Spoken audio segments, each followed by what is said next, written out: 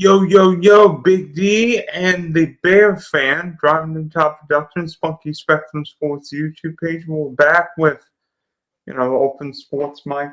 20 some minutes late, but better late than never. I hear we have a bear on the loose in my neighborhood, and it's not a grizzly bear.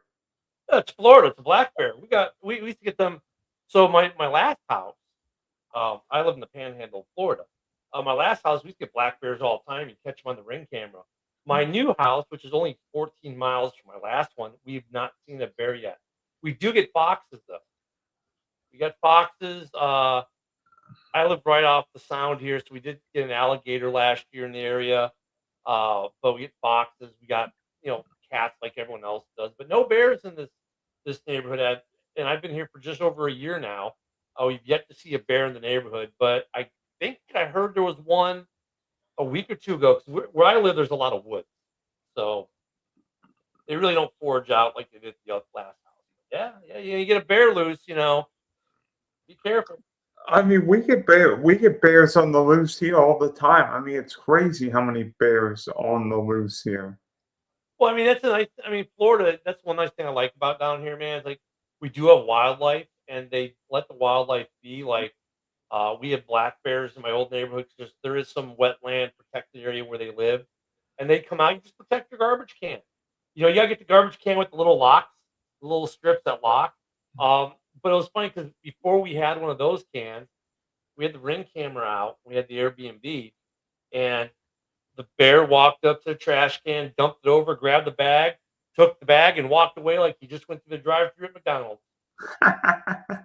So, yeah, yeah, Do you get get a bear. You get some big cats too. We get some big cats up here too. Get some jaguars and other cats. We get some big cats up here too. We're do you down get here. any, you get any deer? Yeah, we get deer up here. Yeah, we got deer up in this part of Florida. Definitely deer. We get everything: deer, snake, fox, bear, big cat, um, gators. Of course, I live right off the Gulf of America, so we had sharks on the beach. We had a couple about a month ago. One day, over one day, about a month ago, we had a great white beach itself. That one people were able to save, and it was a pretty cool story. It was all over Facebook. Like the shark actually realized what the people were doing and tried to help the people save its life. It was actually kind of cool, and there's video of that. There was a great hammerhead that washed up and had passed, and a big mako shark. But we get all kinds of stuff like that. Hey, what's up, Hunter? We get all kinds of stuff like that in Florida, man. People don't realize just like you know how much wildlife is in Florida. Yeah, and I mean it's crazy. Like we see all kinds of animals here. There've been turkeys. Like we get deer that past my window a couple times a week. Yeah, turkeys, game birds, stuff like that. Yeah, for sure. When I got a dock I can go fish off here, a couple doors down from my house. I get redfish and all that kind of stuff right off the dock. You get any, Right off. you, do you get do you get any catfish or what's the cat or like bluegill? Catfish are more freshwater. Okay. Yeah, we do up in some of the rivers and that, but I'm right off the Gulf, and my house is off one of the bays. Um, so we get saltwater fish mostly. But yeah, we get redfish. We get sharks. Um, they don't come up in our area as much. We get bulls and sometimes tigers, but up by our area up here where my dock is. But um, because we're kind of like where it gets brackish, we get the freshwater, um, saltwater mix. But yeah, it's lots of wildlife in Florida, man. Like people don't think when they think of Florida, they think, oh, it's Disney. They think everything's like Orlando area where it's Disney, it's Universal, it's SeaWorld, it's Legoland. There's a lot of farmland, a lot of protected wetlands and forests here, a lot of state parks, a lot of state parks here. Um, and it's a huge state. For me to get to Miami is a 12-hour drive. For me to get to Jacksonville is 5.5, 6 hours. Yeah, because you're close to the Pensacola, and I mean, Well, yeah, I'm right here in Pensacola, so it's like We just cruised out of Cocoa Beach. That was a 6.5. That was like 7-8 hour drive. Cocoa. Yeah, yeah, no day, yeah. And of course, for me, it's only what 2 hours to the other coast from here. Yeah, so like Orlando, we're gonna go to Orlando pretty soon. And it's like with EV, it takes a little longer because I stop and charge more than just getting gas, which is fine. I don't mind stopping every hour and a half to 2 hours. Stretch the legs, go to the bathroom, get a snack. Um, but Orlando will probably take me anywhere from 5.5 to 7 hours, depending on stops in traffic. Um, but Florida's a big state. People don't realize how big of a state. But that being said, it's a big state with 3 NFL franchises and a city that wants to add a fourth. But I don't think Orlando will ever get its own franchise because you're an hour and a half from Tampa, 2 hours from Jacksonville, 3 hours from Miami. They'll never put a franchise in Orlando. What's up, Adam? The leader of the Motley Crew. What's going on, guys? Florida's a big state with tons of wildlife, and people just don't understand how much it's here. It's not just Disney. It is definitely not just Disney. We got some of the best beaches in the world up here in the Emerald Coast. Destin, Panama City Beach, Mexico Beach, Navarre, that kind of stuff. You got theme parks in Central. Then you got, South Florida with the Keys, and Keys are a lot of fun. Then you got like South Beach and all that stuff, in Miami. Very different place to live. Like, I didn't believe it until I moved here, but they have a saying: people who live in Florida vacation different. And you never have to leave the state. You can go on vacation and feel like you did leave the state.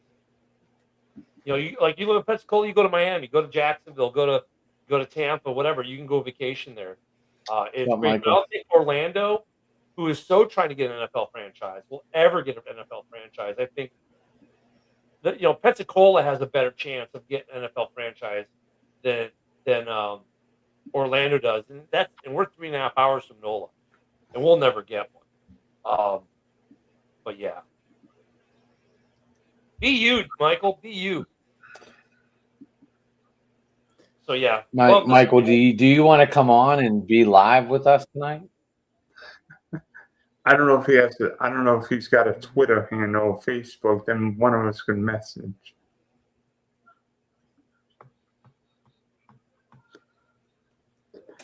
Anyway, what are we talking about, boys? In the meantime, guys, arriving to the party. What are we talking about?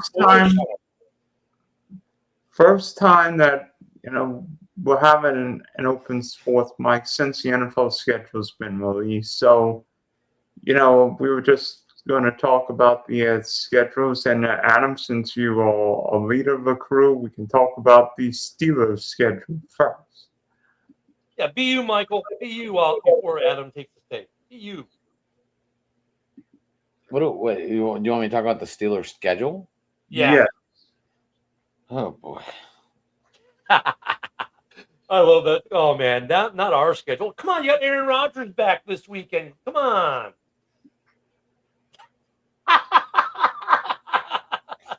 Yay! So he can die at weeks 11 through 13, and then only throw to Rico Dowdle. Yay! I just love the look. They're like, "Are you serious? You think I'm happy about A-Rod being back?" He only came back because they put us in Paris. There's no reason this fucker's back on this team. Free trip to Europe. Yeah.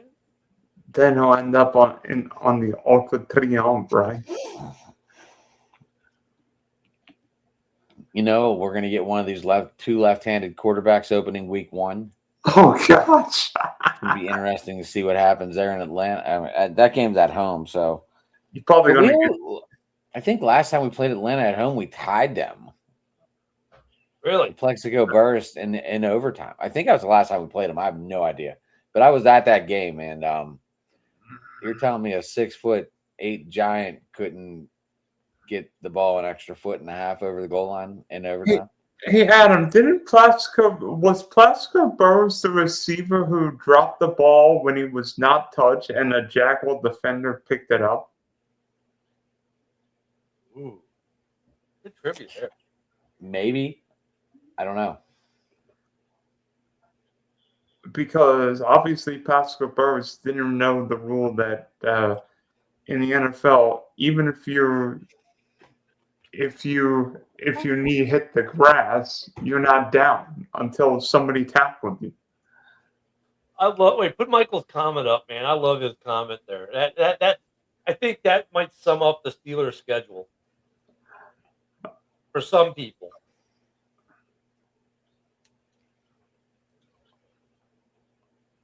You know, the Bears have a first place schedule, and they have quote unquote the hardest schedule in the league based off the winning percentages and all that crap from last year, which I put no faith in that. You know, strength of schedule is such a joke because there's been so much turnover on these teams and personnel, coaches.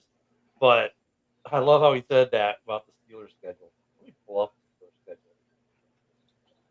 I don't know. It's hard not to see that, Michael. That's a good thought right there. I love that, though. I mean, but if you look at the start, Adam, Atlanta at New England, Cincinnati at Cleveland, Indy at Tampa, New Orleans and Cleveland, New Orleans and Paris, and then Cleveland. That's a schedule the Steelers should start 6-2 at a bare minimum. Am I right?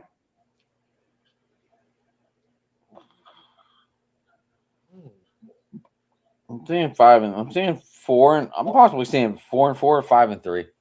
What are you seeing? 4 losses. I mean, what Colts team we gonna get? What Buccaneers team we gonna get? You're not losing to the Colts. Come on, not in your bill. Yeah, a lot of people said that last year and lost to the Colts. So let me see here. So we can see how the Colts. Look at weeks 1 and 2, the Falcons on a Sunday, September 20th. Is that what day of the week is that? Sunday. That's a Sunday. I don't know why they don't just say Sunday. I think I'm looking at the schedule. There it is. Yeah. Yeah, I put back-to-back Sundays. I mean, it's like basically that's like preseason still. I mean, so those games are all toss-ups for every game. I don't care what you say. Week 1 is always so sloppy, so messy. People steal games they shouldn't steal. You know. I mean, yeah, I don't know. But let me look at the schedule. So Sunday. Wow. Thursday football. Then we have a Thursday night game in Cleveland.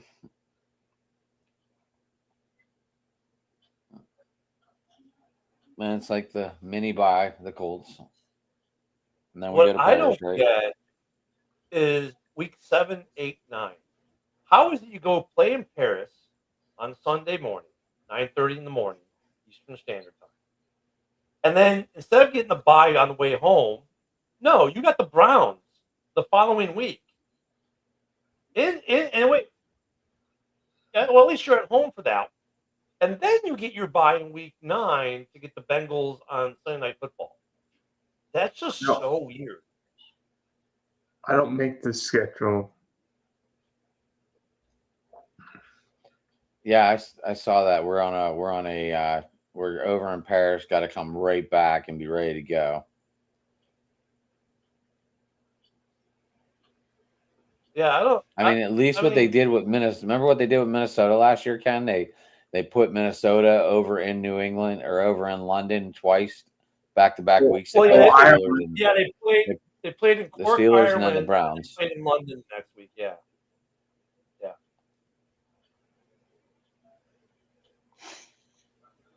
Look, their schedule's not bad. I mean, it's not great. I don't like this whole play in Paris and play at home next week thing. But when I look at the rest of their schedule, the teams are the teams. And then you got Sunday night. Then you come off your bye, Sunday Night Football. Okay, fine. Then you get the Eagles. Then you get a short week for Black Friday. Okay, but then you get another Sunday Night Football, and then a Monday Night Football. And then, like, the Sunday to be determined, a Sunday to be determined. Okay, I mean, dude, not a bad schedule. Like, the worst part of that schedule for me is week 7 to 8 is going to be jacked up on rest. And then, really, weeks 11 to 12, it's just a short week, but not really as bad as the Thursday night game. It's Sunday to Friday. So, players are used to Thursday Night Football at this point. So, it's just an adjusted Thursday night schedule for them. Adam, weeks 10 to 15 may be one of the hardest stretches of the entire season, just like the Chargers. The Chiefs have a brutal schedule with 3 straight road games against really good quarterbacks. Denver's got a hard stretch, but Cincinnati, Philly, Denver, Houston, Jacksonville, Baltimore. Oof. Yeah, I mean, it's tough. Dude, Dylan, that's a tough schedule. Okay, at Bengals, coming off the bye at Bengals, okay, fine. Then at Eagles, okay, but then 2 home games. Then they go to Jacksonville for Monday night. Then 2 home games. which is They going finish to be a out with home the game. Titans, Ravens. The Titans, though, like really, the Titans and the Ravens will be a tough game to finish out. But it's like a murderer's row in some degree as far as the strength of schedule, if you will. But dude, it's like a lot of home stretches. I mean, it's really not bad. Our last home game is against the Panthers on the 27th, and then we have 2 road games. Yeah, then you finish with the Titans and the Ravens. And the Titans, I wouldn't worry too terribly much about. The Ravens are good, are probably going to be pretty good. But it's a good schedule, man. It's not the toughest in the league. I'll be curious to see for the Ravens. I'll be curious to see how this Lane kid does. Yeah, some of the turnover. Well, coaching too. How's the new coaching going to take in Baltimore, Right. offensively, defensively? You know, how's it going to take in Pittsburgh?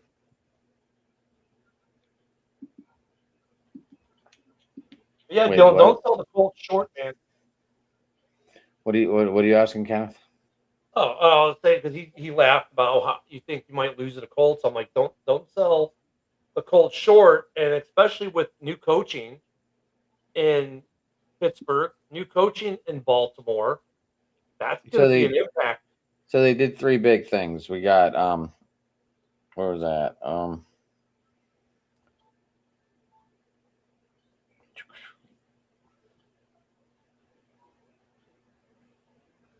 They did the Michael Pittman going up against his former team, the Colts, and then they also did a Rico Dowdle going up against his former team.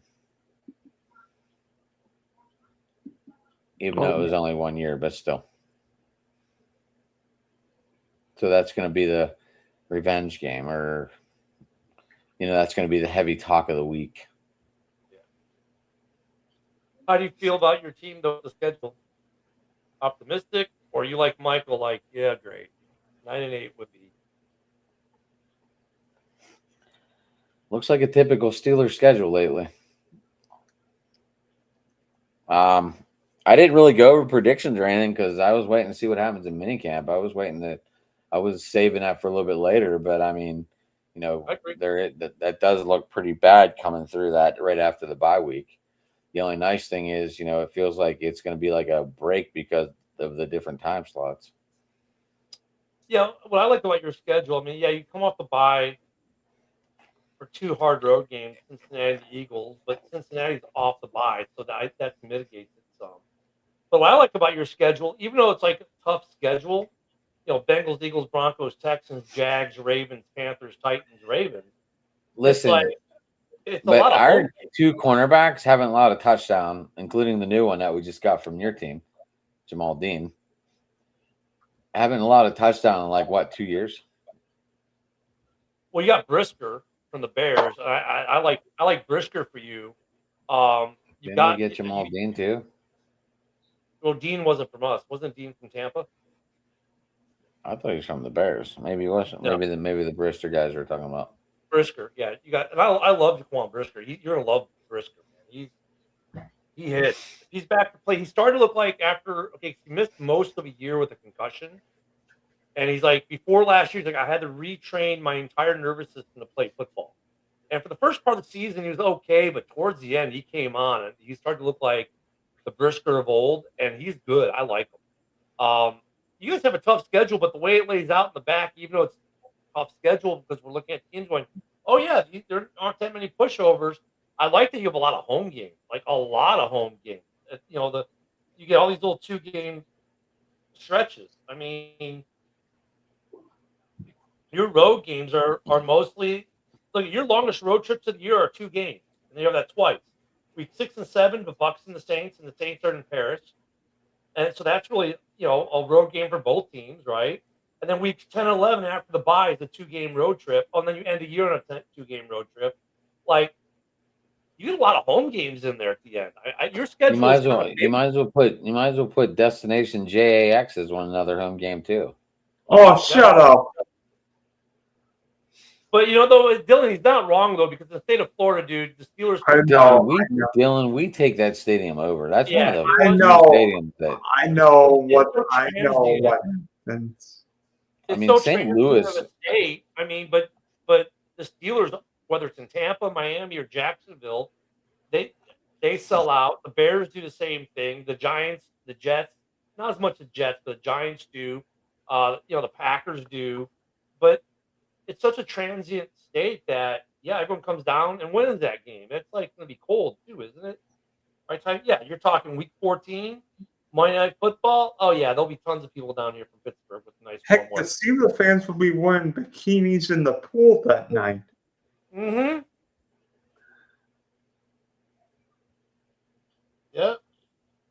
Yeah, I agree with you, Adam. It's way too early to do predictions, but do you like your schedule, or do you think they hosed you like they did the Rams?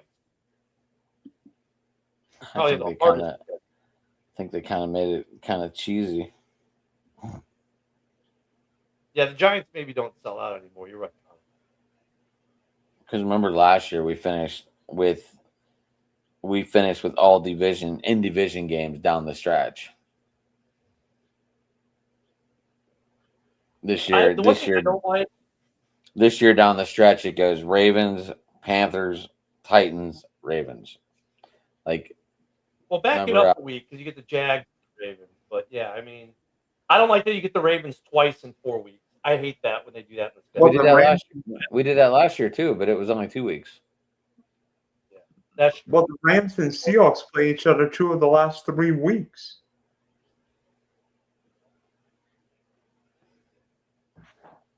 But and you get the Browns. You're done with the Browns by week 8. You get the Browns in week 4 and week 8. So you do that with 2 of your division rivals twice in 4 weeks. You do that with 2 of them. We're done with both of them by week 9. We're done with the Bengals and the Browns. Week 10.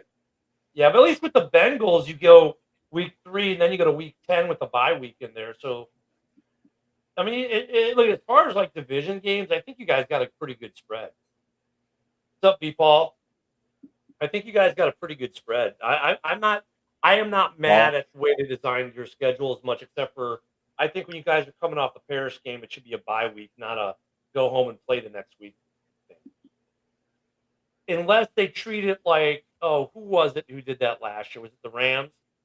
Paul, do you want to come on and join us? Let me know.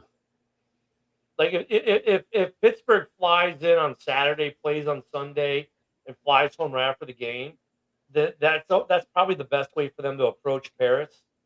You fly in Saturday, play Sunday, and go home.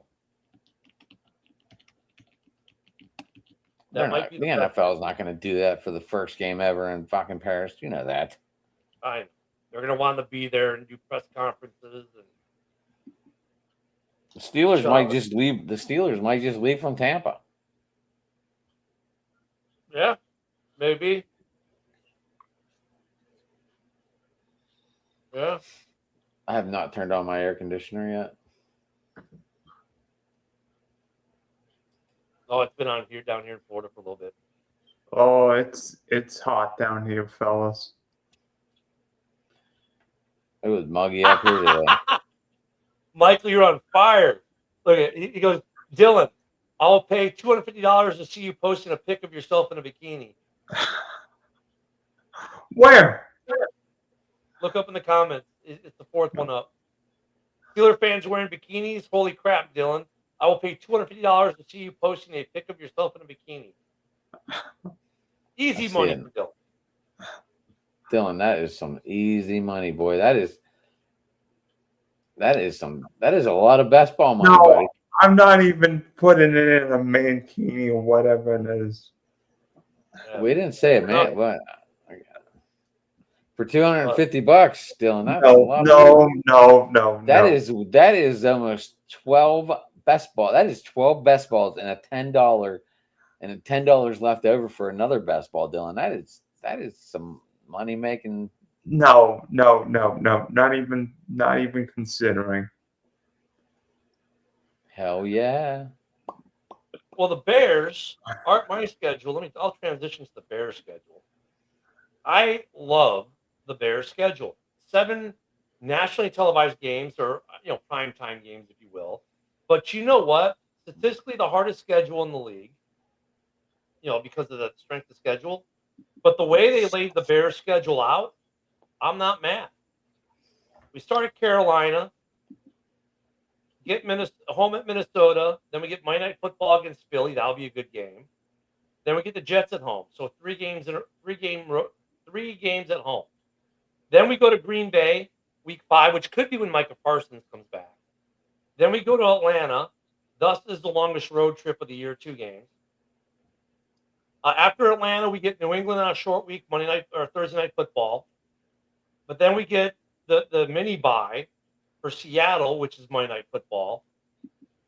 And then now it's in Seattle. And then we get Tampa at home on Sunday Night Football before getting our bye in week 10. Then we get NOLA at home, at Detroit for Thanksgiving, so short week. Then we get Jacksonville on a mini bye. Then we go for our second 2-game road trip at Miami, and then a short week for at Buffalo. That's the hardest transition in a way, but not. It's the Saturday, no big deal. And then we followed up by getting Green Bay on Christmas, which is a Friday game. But after a Saturday game, no big deal. With Detroit at home in week 17, we finish at Minnesota. I mean, when I look at that Bears schedule, the way it breaks out, I get that's like another little bye week towards the end of the season there, Ken. That's what I'm telling you, like with these Thursday, the way they break out these Thursday night games. Well, Christmas is a Wednesday, ain't it? Friday. It's a Friday. Oh. So that's what I'm saying. We play Buffalo on a Saturday, and then we play on the following Friday. So it's not really, it's a short week, but you're only losing 1 day. And we've only got, when you look at our Thursday Night Football games, New England is Thursday Night Football, so that's a short week after Atlanta. But then we have a mini bye for the Monday Night Football and then Sunday Night Football. And then after NOLA, we hit Detroit on Thursday for Thanksgiving. So that's a short week. But then we have a mini bye for Jacksonville.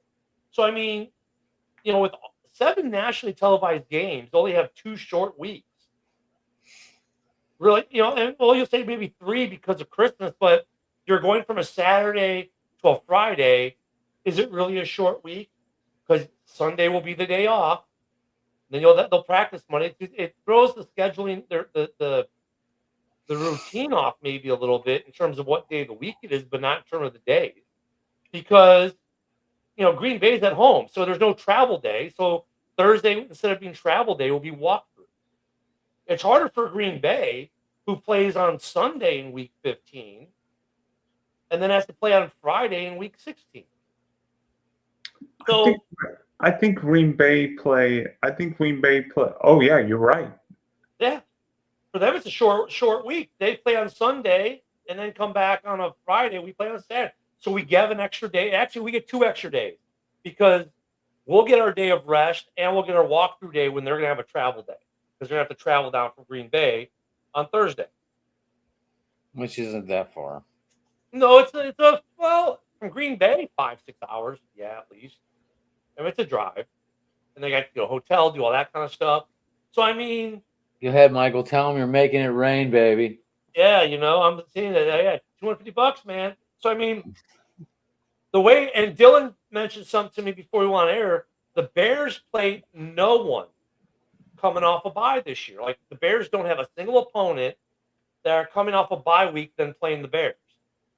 That's another perk for this Bears team. They're not catching anyone after a bye week. So statistically, the toughest schedule because of strength of schedule, but the way the schedule lays out, beautiful. Absolutely. You couldn't, if you're going to have that kind of schedule, you couldn't lay it out any better for the Bears. And looking at even like when I look at division games, I'm not like okay. I end the year division. Last three games are division. Green Bay, Detroit, Minnesota. I'm fine with that because we have Right. Minnesota in week 2, Green Bay in week 5, Detroit in week 12, and then we see them 5 weeks later. But there's space between, and I don't mind ending the season with 3 division games. That part I don't mind as much. 2 years ago, when we had 6 of our last 8 games were in the division, I minded that. This Bears schedule, guys, I am not displeased. I think the Bears have a really good layout compared to a lot of other teams. You don't play one coming off a bye week. You only have 2 short weeks, really, 2 and an asterisk. Christmas is not a 7-day, it's 6-day, but still, that's not terrible. Only their longest road trips are 2 games, and you know what? On the back end, boys, a lot of home games. Well, it's split after the bye. So you're excited about this? It's 4-4 on the back end. So, yeah, I'm not. It's not that I'm excited. It's that I'm not displeased. Like when I look at the Rams schedule, and they play every single day of the week except for Tuesday this year. They have a game on every single day of the week except the Tuesday. The Packers have every day of the week, I think, except for Tuesday and Saturday. The NFL did not give the Bears a bad-looking schedule. We're on the bottom end of miles traveled this year. Like the Rams, though, are going all over the freaking place. I mean, and for that matter, I'll talk about my team's schedule. I mean, I think Jacksonville starts very difficult. I mean, when we first week's Cleveland, but then we go to Denver week 2, which is not going to be easy. New England, which could be a little steamy, and we know the Patriots aren't exactly acclimated to warm weather. At Cincinnati is going to be very difficult going up against Burrow. Then playing the Eagles and Texans in London.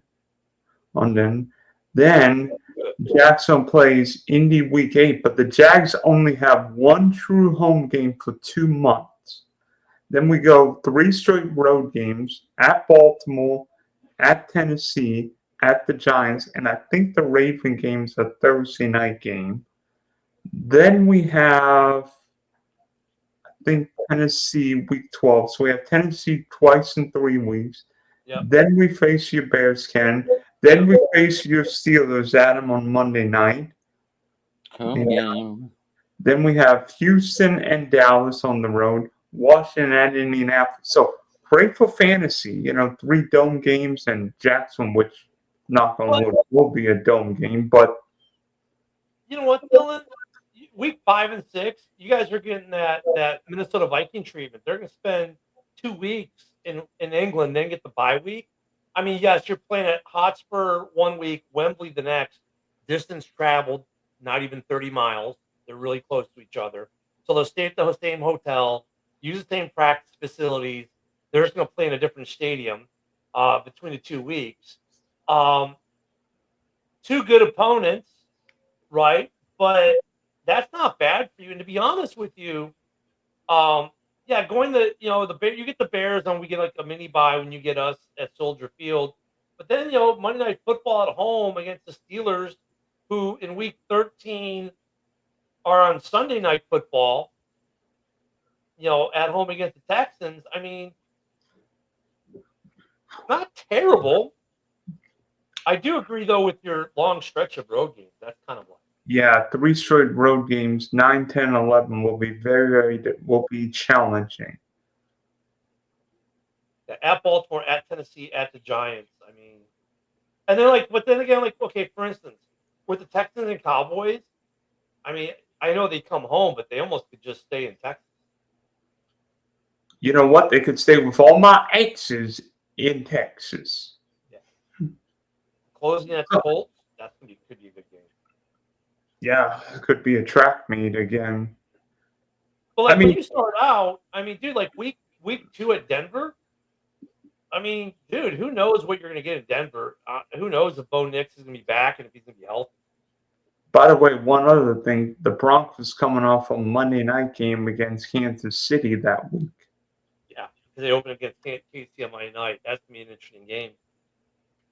If Rasheed rises it out of the clinker or out of the stinker, right? Well, it depends on who's gonna be quarterback for each of that team. Is it gonna be Justin Fields or is it gonna be Mahomes? It's going to be Mahomes and Bo Nix. I don't know. I mean, your schedule is not terrible. It lays out. Let me see if you got okay. So you got a Sunday, Sunday.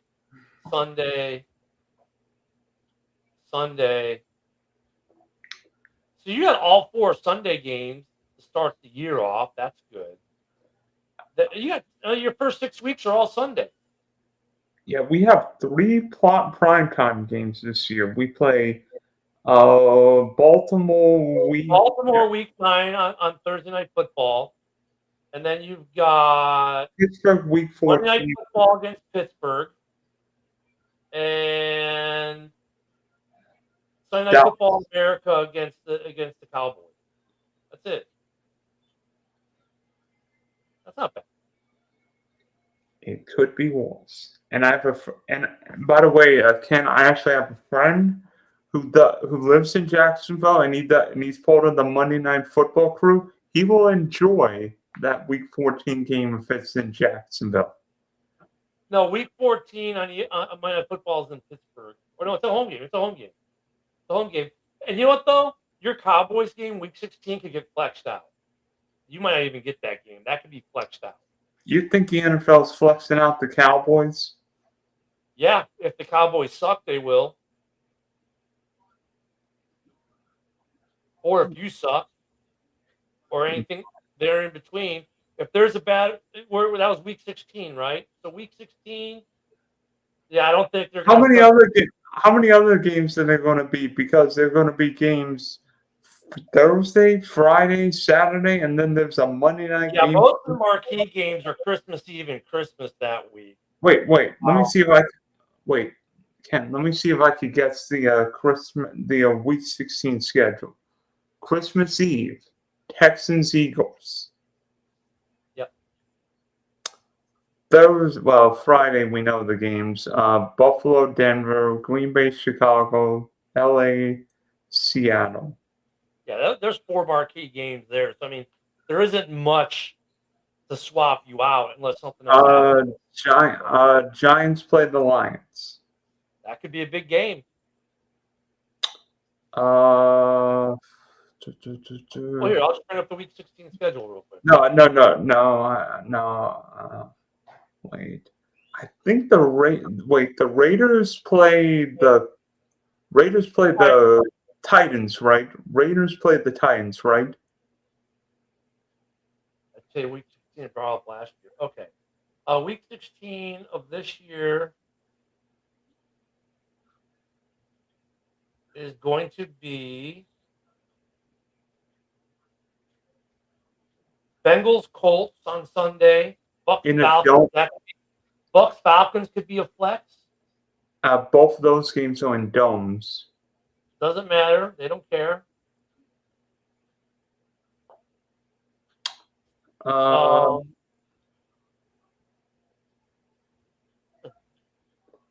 think New England plays Kansas City that week, right? Or was it Week 15? Wait, I'm looking for your game. December 27th, 2026, Week 15. Bengals Colts, Bucks Falcons, Browns Ravens, Chargers Dolphins, Saints Cardinals, Pats Jets, Niners Chiefs, Raiders Titans. But where's your game? Where's the Jets? One Sunday night.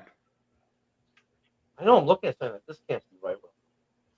The NFL schedule.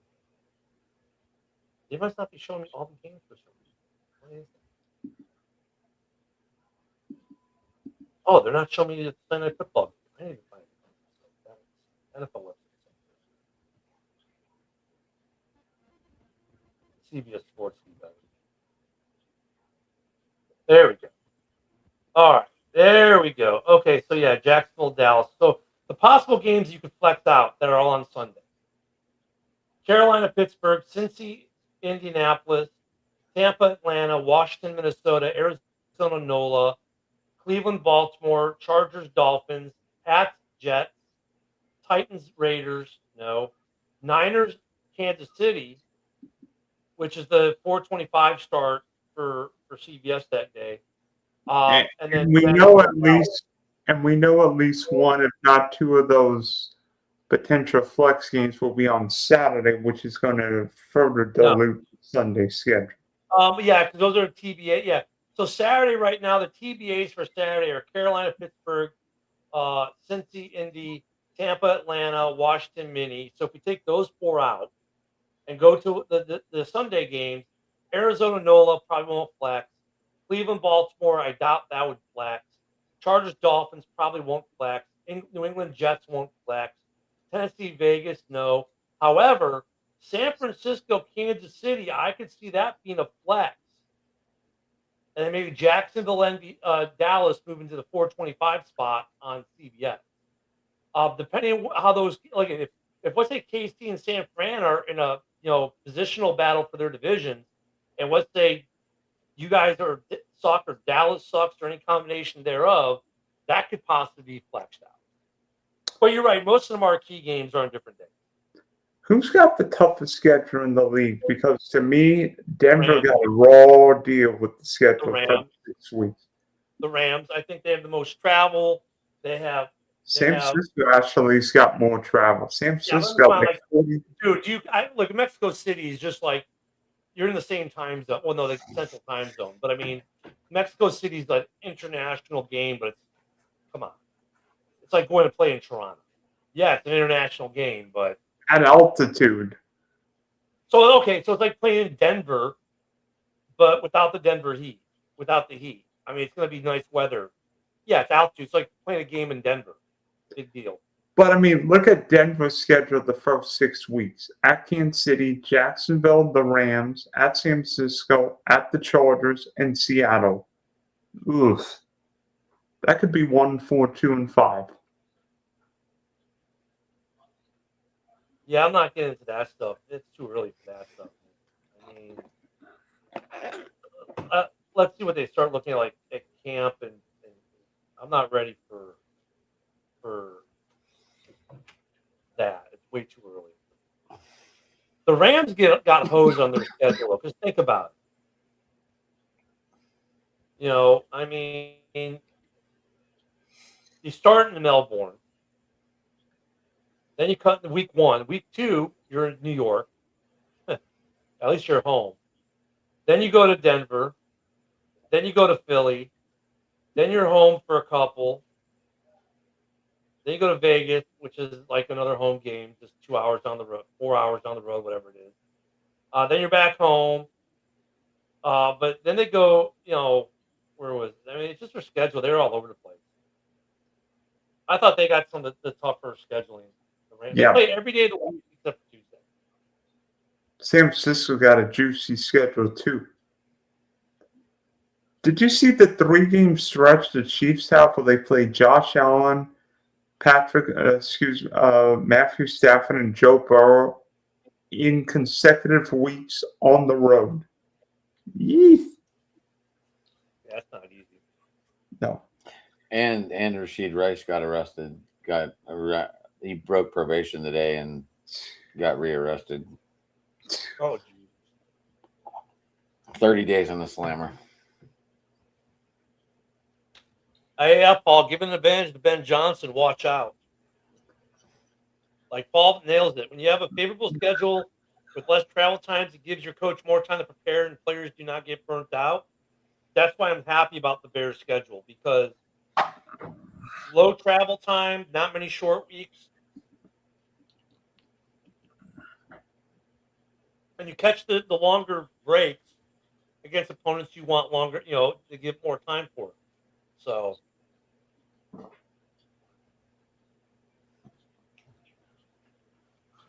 I've got an interesting question for you guys. We've been on long road trips, on long plane flights, on long bus trips.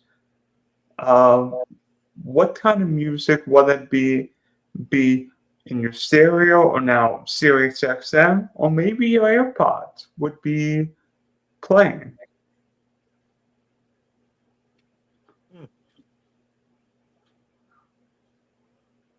Mm.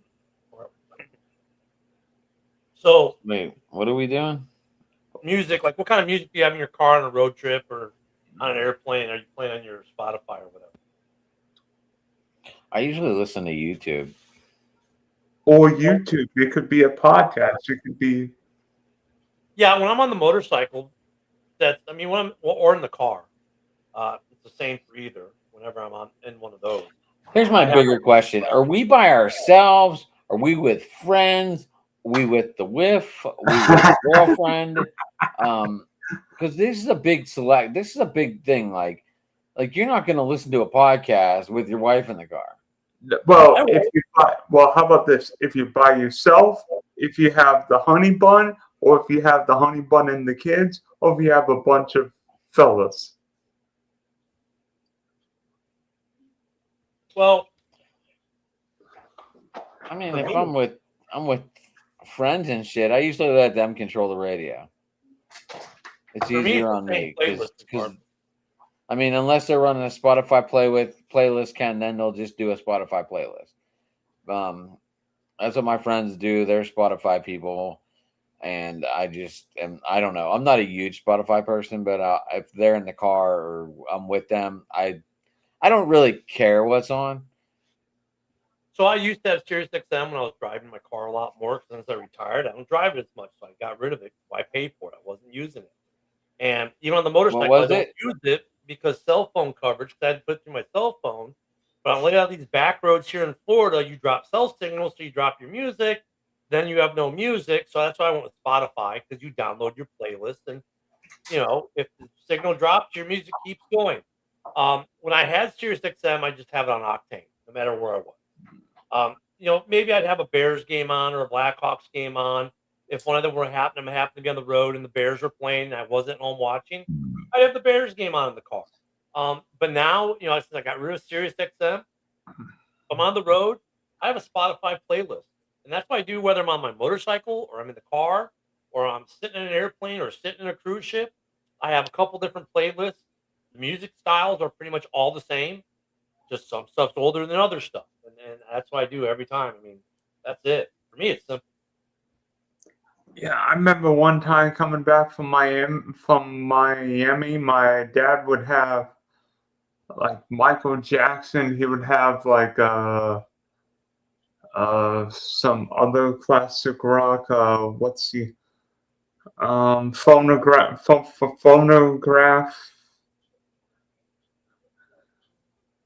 music. He'd have some Def Leppard. He would have some hard rock. So guess what? I probably can't sleep with that. But Big D probably have some country music. I have some CDs, of course. Now we have. I mean, iTunes. Maybe I could get the iTunes connected and play that. I remember like in the late '90s trying to drive around, flip CDs around. You drive with this huge ass fucking thing on your lap. Oh, you had the big flipping through book, pages. or you had the one the one that had 10 CDs in the The shade. worst was though if you had a 6-disc CD changer. Oh boy. Yeah, sitting in the glove box, you had the disc changer. Yeah, And if it didn't fit in the glove box, Ken, where was it? under the the trunk. seat In or the the trunk. Yeah. Yeah, where you couldn't even, where you had to like put in a separate CD player just so you had one out. So in the 2000s, I had a CD burner standalone that was hooked into my rack, my DJ equipment. I just mixed CDs. So I had my own mixes that I just pop in the CD player. That was the other hard part, remembering what was on those CDs if you didn't write them all on the CD. Yeah. Yeah. You'd find a piece of loose leaf paper and it would fall out of where the CD was. Or You'd be like, shit, where did this go? Look at when my first car I had didn't even have a tape deck. It was just an AM/FM radio. It didn't even have a tape deck, or it didn't have it was a '79 Cougar was my first car. It just had AM/FM, little push button. right? The old school, and then if you wanted to save it, you pulled the thing out all the way to lock it in place. Then when I got, newer, I had cassette deck. So it was mixtapes. You'd have mixtapes, or you have your tape deck. Or So we you had open up the your console. remember you when have we had the cassette tape. Walkman, Ken, and you had the Walkman headphones cassette tape that you had to Oh plug yeah, in. yeah, the and it- converter from the Yeah. disc man to the cassette. Yep, I went and you'd burn through those like every couple of weeks. You'd have to get a new one because you'd pry the cable or bend it. So yeah, then you went when I got a Discman. I would either have a mixtape, of different songs, or you'd have your CD Walkman with the converter tape with the phone the jack plug in, and then you finally got CD decks. And of course, CDs would always skip. You hit a bump in the road, and the CD would skip. And then I think my first MP3, Even with I the had. anti-lock skip button on. Oh God, that came out as a game changer. And then I want to say around 2002, 2003, I bought an aftermarket stereo that had MP3 where I could put stuff on like a thumb drive and just play straight MP3s in the car. And it also had disc. It was disc or MP3. Now with these cars now, like my Tesla, dude, there's no if it's not on my phone, I can't play it. I think I could plug a USB cable, a thumb drive in for MP3s. I just haven't done it. Same with the What? motorcycle. I could just slap a thumb drive with a bunch of MP3s, but it's so much harder to get. Because like you used to be able to, if you ripped one of your CDs, so you bought whatever CD it came out, Nirvana, Pearl Jam, whatever, and you ripped it on your computer to MP3, you could put it in your iTunes and play it in your car. Now I'm you not can't do that. sure. I don't follow these two accounts on Instagram, but apparently Pittman was telling Juju Smith-Schuster to come home and play for the Steelers. I'm like, what? Anyway, Ted, back to I just saw that. And I had to. I do. bring it up. Back in the day, I would play the same Let Her Cry. My folks told me that I wanted to play the same Let Her Cry song. You know, the Hootie and the Blowfish song. Oh, Hootie. So you had that one on repeat like a million times? Yeah. Is that because she was a Miami Dolphins fan? No, I think it was just the melody of the song. Oh my God, Vinny, go Pack, go! How you doing, man? Yeah, I didn't know. I was curious because I knew Jeremy was live with the Pigskin guys tonight, and then Ken, you're firing up on his channel tonight too. So yeah. I was waiting to see if they were both going live at the same time, if they could do that. So apparently they can. Thanks for filling us in, Go Pack. Good to see you, Vinny. We play you in the preseason pack, but I don't really get fired up about the preseason. So No, I don't get fired up about the preseason. I just don't want my guys getting hurt. No, but I hate the way we're doing preseason. You know what I mean? what's that, Kenneth? Well, I look at preseason. I'm old enough to remember when it was a 4-game preseason, and they used to mean nothing but something. Week 1, starters play a series or two. Week 3, they maybe play most of the first quarter. Right? Yeah. Week 3, a half. Week 4, 3/4 of the game. Just so they were warmed up. Yep. Now they don't even touch the game in week 4. Or If week they 3 even. Well, there is no week 4. And if they even play any of the first 3, how many snaps is Caleb going to take in the preseason this year? Probably very few, no more than 20. And then week 1 looks like a fucking preseason game shit show. Yeah. That's why I hate You know what I'm thinking? Week 1 is almost, I mean, last year the Raiders beat the Patriots last year. One of those teams in the Super Bowl, and one of those teams got Mendoza. the Mendoza. I mean, in 2020, the Jags won one game, and that was week 1 against the Colts. because week 1 is so sloppy, you can steal one. I mean, look at the game that the Rams stunned the Seahawks a couple years ago. Pete Carroll didn't have any idea what Sean McVay would do.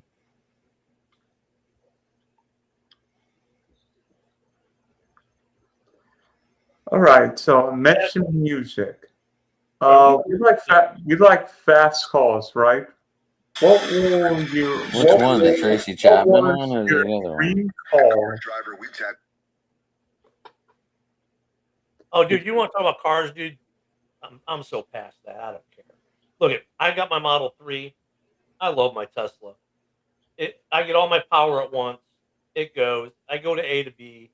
Back 20 years ago, I'd probably, oh yeah, it'd be nice to have this, that, the other.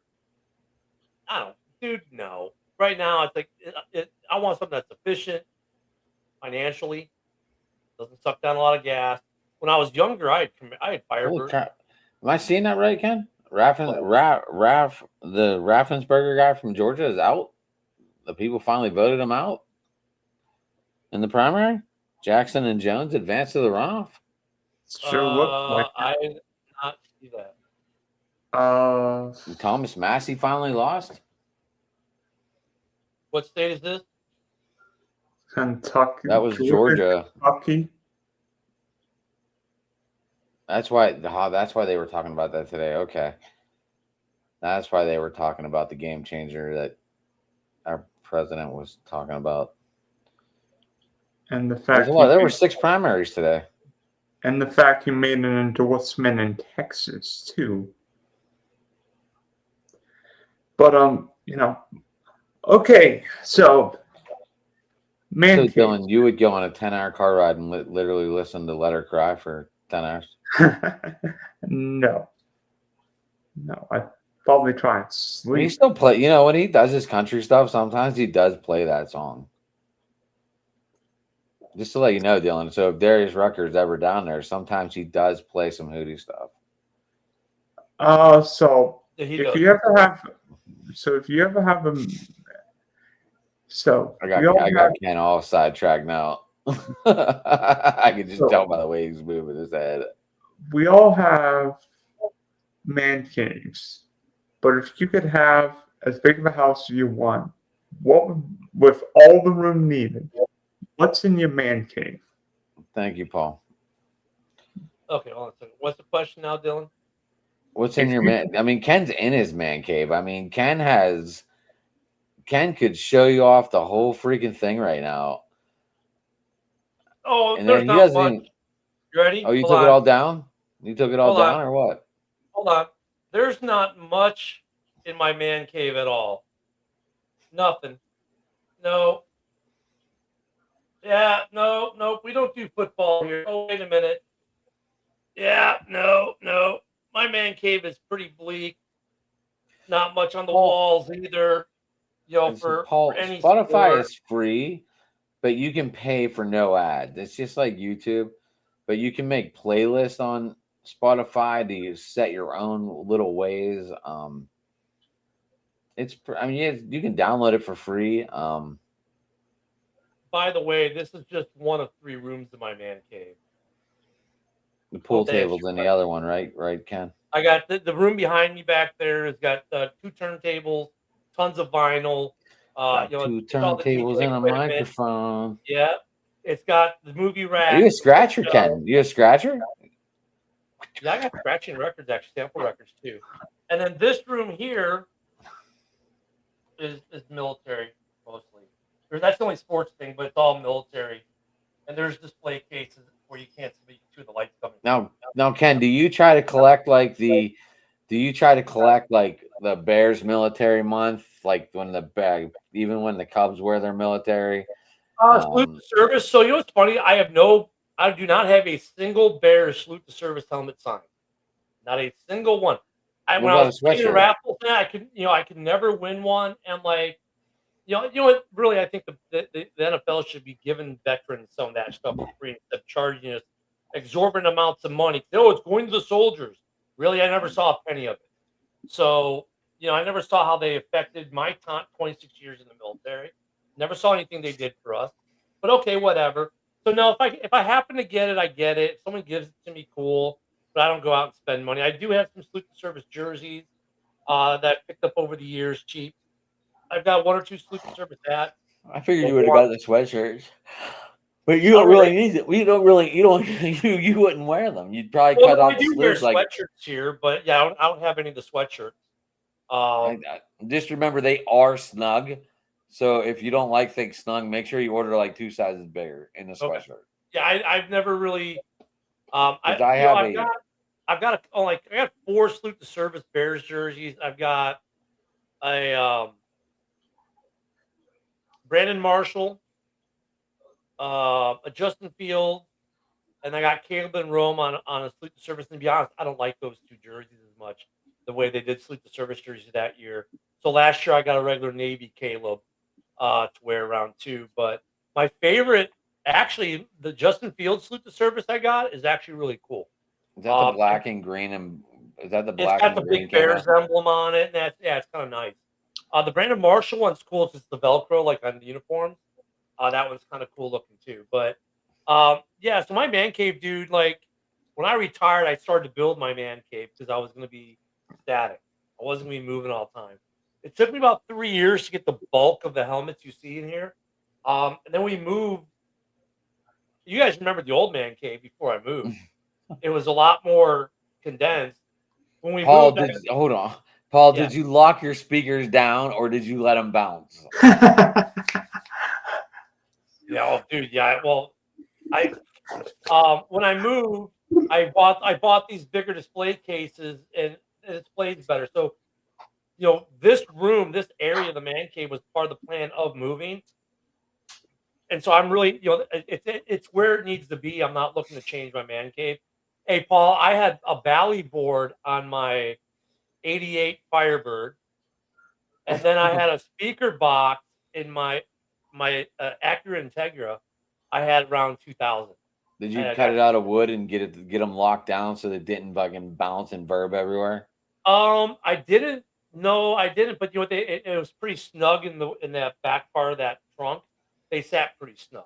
Well, there wasn't a lot of room in the back of that act. There was that little lift. They put that little lift so you could put the speakers on there of your own. You know what I'm talking about? Up top, underneath the hood. Yeah. Well, no. Or underneath the trunk.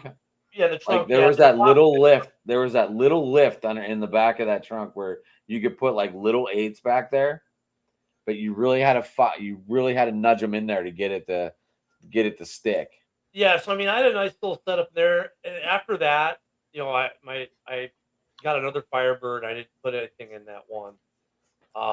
And then I started getting BMWs, and I never put anything in those. And Tesla's has got the Kenwoods or Bose, whatever. I'm not. Tesla's got the Bose, right? It's like, yeah, Kenwood or Bose. I mean, they're nice. I don't do. I'm past the point of needing to mess with speakers anymore. And with an EV, I don't think I'd want to put a sound system anyway because it's too much of a drain on the battery. What color Tesla did you get, Cam? What now? What color did you get? My Tesla? It's black. I like that. Well, I love that navy blue in those Teslas.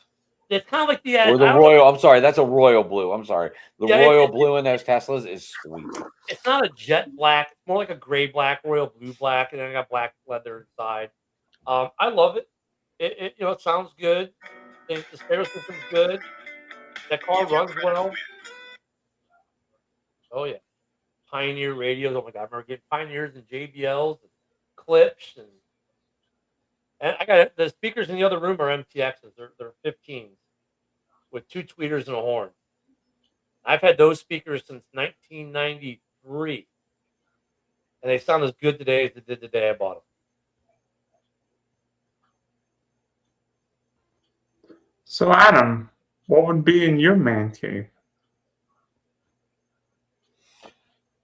I've never actually had one, but I would like a dartboard down there, a pool table. I would like my couple jerseys that are signed and framed and around the room. Naturally, I think I would have to put my studio down there. I mean, I understand I'm in I guess this is my man cave, but it's really a bedroom. But I mean, the dartboard's supposed to be over there, but I haven't had a chance to finish it yet. So I don't know. That's just a couple things that I would like to have. Actually, the TV and all that stuff. But So the way here, I'll show you mine again, so I can show you like these right here. The way I've got these jerseys framed, all three are signed. So it's Urlacher, Willie Galt, Khalil Mack. Those display cases were off of Amazon, and they're like I want to say $60 or $70, and they're perfect. They display nice. The Willie I got Galt, the mine. bottom of it, that little black I- thing, that little thing you see on the bottom, is actually the 1985 McDonald's card. When you went to McDonald's, they had Really? those big cards they gave out. Yeah, I put that in there. But like if you're doing a stat jersey like that Urlacher, perfect. They fit perfect. And the display cases I have for the helmets there, I picked those up on Facebook Marketplace for $75 a pop. I ain't bad. And it's a great. I mean, you can see I have enough room for the TV above it. And you still have wall space. So these are good cases. I have 4 of these. Are 6 foot long each, and then in the military section, where there's one of my cat. That's a 4-footer, and all the military stuff, stuff for me. Because I just added pictures of my son who just graduated from the Air Force for his basic training. I know that's why you were away for a little bit. Congratulations, Ken. Going to San Antonio. Going to San Antonio. There he is right there. Those are graduation. 2 pictures up on the wall.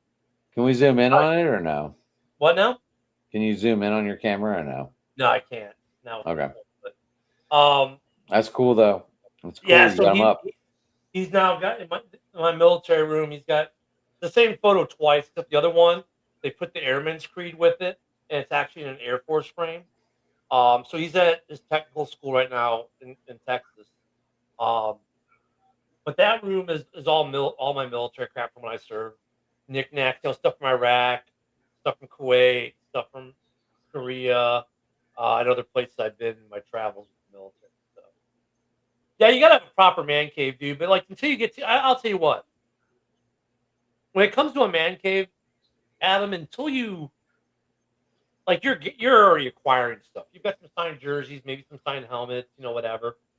Until you're gonna go to that forever home, don't worry about it so much. So if like like your current place is gonna be your current place for maybe I'm there 5 to 8 years and I want to get out of here.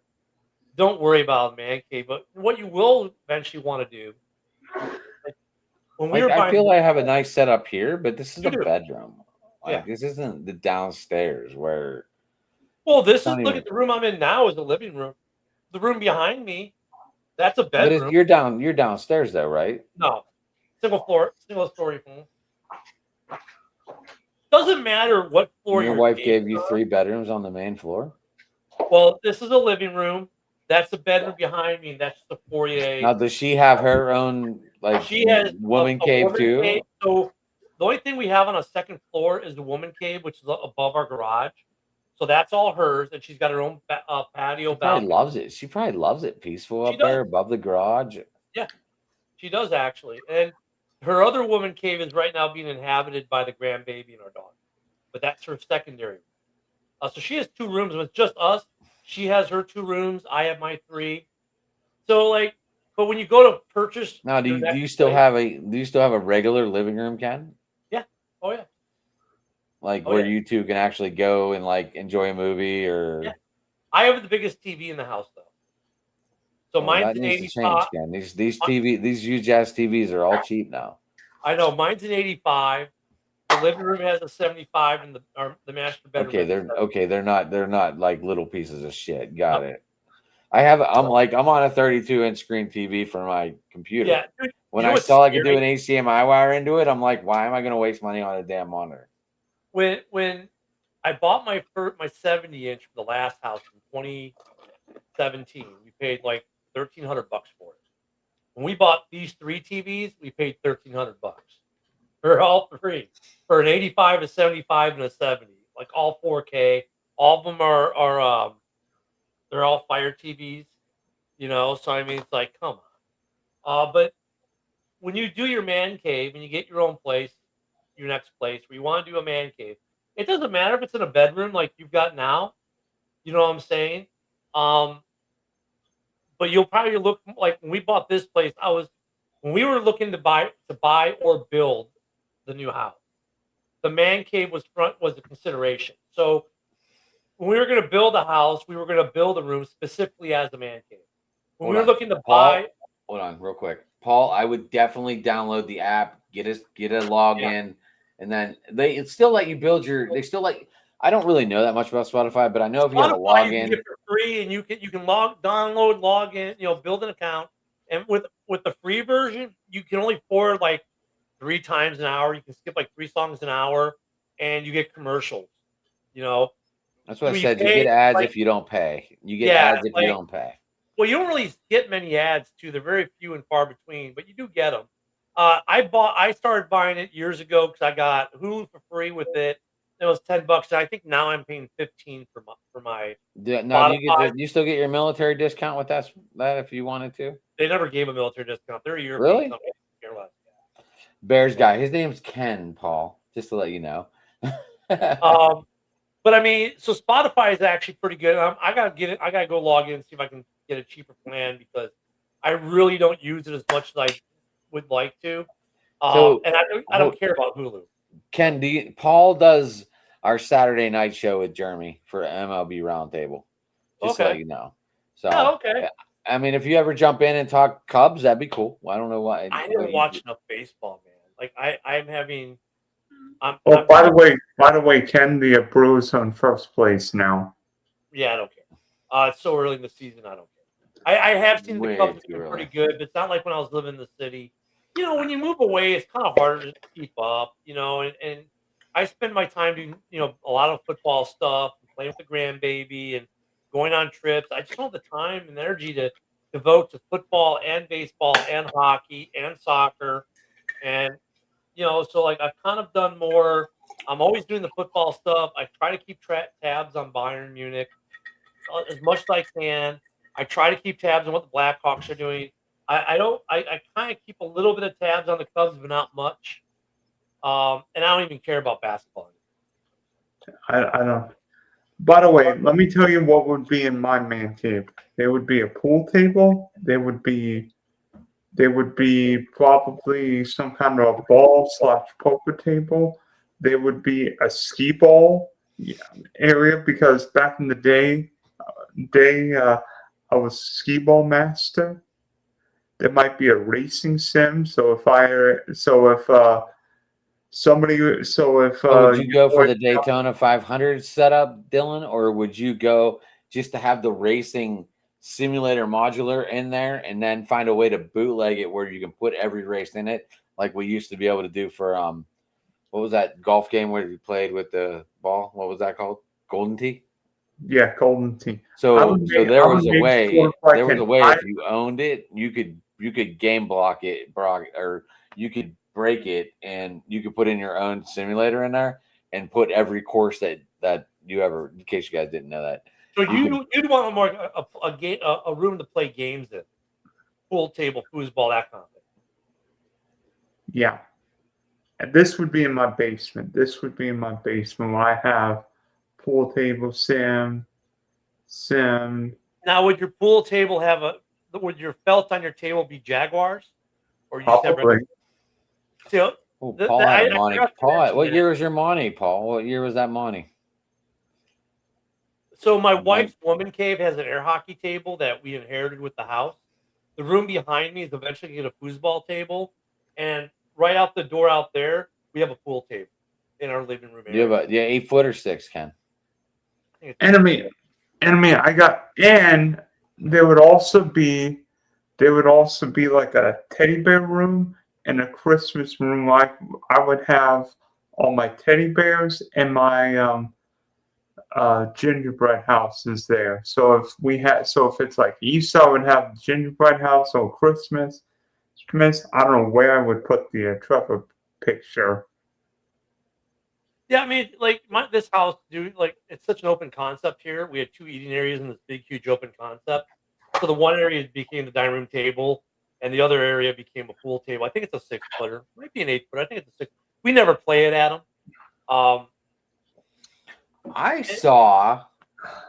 Hey, Megan, how you doing? Megan? I saw Ken. I couldn't believe the price. Oh wait, a full brand new bubble hockey machine. Did you see how much it was run? How much are Megan's they? gonna. They used to be like $1,000, $1,200 They're $4,500 now. for the big bubble ones. Yes. For the ones that sing the national anthem in the beginning and shit. Yeah, you just got the little guys that move back and forth like a foosball table on them. Yeah. I saw it and I was like, yeah, just give me my old fucking one with a little bit of glass from like the red line back, like I used to have. Just get me air hockey at that point. It's cheaper to get an air hockey table. I just couldn't believe it because I was like, I've always wanted a full bubble. I've always wanted a full bubble hockey machine in my house. I wonder if it's because of branding rights with the NHL. That has to be it. But now, Ken, they also have a college. They have like ECW teams now. Oh, You can order them ECHL. all. Wow. Like you could order the Wailing Nailers, or you could order the you could order the Wilkes-Barre Penguins. Huh. Oh, by the way, I'm sure it's a big gaming rate. You're absolutely by the right. way, guys, Megan's actually going to be on Dylan's World of Sports next week. So, Nice. so Make sure she shows you the best signed mini helmet she has in all of Australia. She has the best mini helmet in all of Australia. It's a USC signed mini helmet signed by Caleb Williams. Megan, I had the Green Bay guys on from Australia once too. I don't remember his name though, but I did have the Australia Green Bay guys on. They were freaking awesome. Oh, by the way, Ken, you have Bayern Munich memorabilia up there, right? You probably don't want to remember what happened on this day 14 years ago, right? Shut up, Dylan. I'm the biggest Chelsea fan, right? Pulisic wasn't on that team. He wasn't 21 when we won in Porto. Look at Dylan starting to pull out the jerseys. He's like, oh wait, I actually only have like three behind me. I have all my Scallies lined up tonight though. I just I didn't feel like hanging jerseys up. I just realized I have 60 Boston Scallies behind me. Those are the ones on hangers. And then I'm just looking around. I have another 15 to 20 just laying around, and I'm out of control with them. But I'm a fan of Megan. She was going to Munich in 22 on the way back from Seattle, but ended up with COVID. Oh, Megan, that's awful. Dude, Allianz Arena is such a beautiful stadium too, and I love going to a game there. Well, Megan, when you're on with Dylan next week, make sure you hang them all up behind you. So mine is funny because we love looking at jerseys. You ready for this one? Speaking of the man cave, so in the room behind me, in the music room, my man cave, I have a full closet which is full of jerseys. But those are the jerseys I don't wear. In my bedroom, my main closet, it's Harley Davidson T-shirts and jerseys, and that's about it. And a couple Bears T-shirts and a couple other shirts. But the long version, the 6 foot long, or a little longer than 6 foot long, it's all football and hockey, and it's all jerseys. Yeah, I was gonna say, Ken, you have a lot of. You showed me a couple of jerseys. You have a lot of jerseys. The closet behind me has got probably about 40 jerseys in it. So how about Michael, MDs in our group? He's like, hey, this jersey don't fit me. Do you want it? And I'm like, yeah, I'm a collector. Fucking sends me. It's a nice jersey, but it's a Brady Tampa jersey. Hey, not bad. Yeah, the only thing that's in that closet that's not jerseys is my wife got the bigger closet, even though I have more clothes. Like right now, I've got my long sleeve T-shirts and my sweatshirts in there because it's obviously warm, and I moved the sleeveless shirts out into the main closet and a couple other shirts. But yeah, I kind of go back and forth. But the main closet, so the jerseys in there, none of those are authentic. The only jerseys that go into the main closet are authentic, and it's probably got about 40 or 50, maybe 60 jerseys in that closet that I wear. And then I've got another bunch here. You got your, the non-authentic. So yeah, I haven't bought jerseys in a while though. Like I did buy this year. I got a Caleb. I got a Connor Bedard. I did get those 2 jerseys this year, and last year. Well, then before that, I got a Which Caleb and a Bedard Rome. jersey did you get? Did you go with the black one? With- For which one? Bedard. Oh no, I went with the classic red, the 100th anniversary patch on it.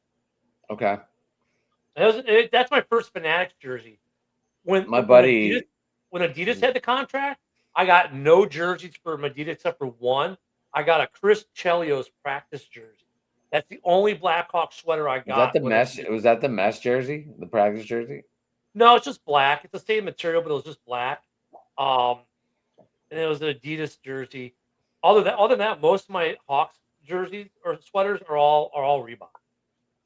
And same for Bears. Most of my jerseys are Reebok. Megan, wait a minute. Wait. I wouldn't even know who to order for cricket, Megan. That's wild. Megan has a cricket jersey. I'm kind of cricket? impressed. Yeah, I'm kind of impressed right now. I'm kind of impressed. Hey, Megan. Hey, Megan. I'm gonna try and test out these guys in rugby. What team? Wait, hold on. Let me see. I only know about one team, the All Blacks. That's all I know. Okay. We got a scrum, baby. We got a scrum. Yeah.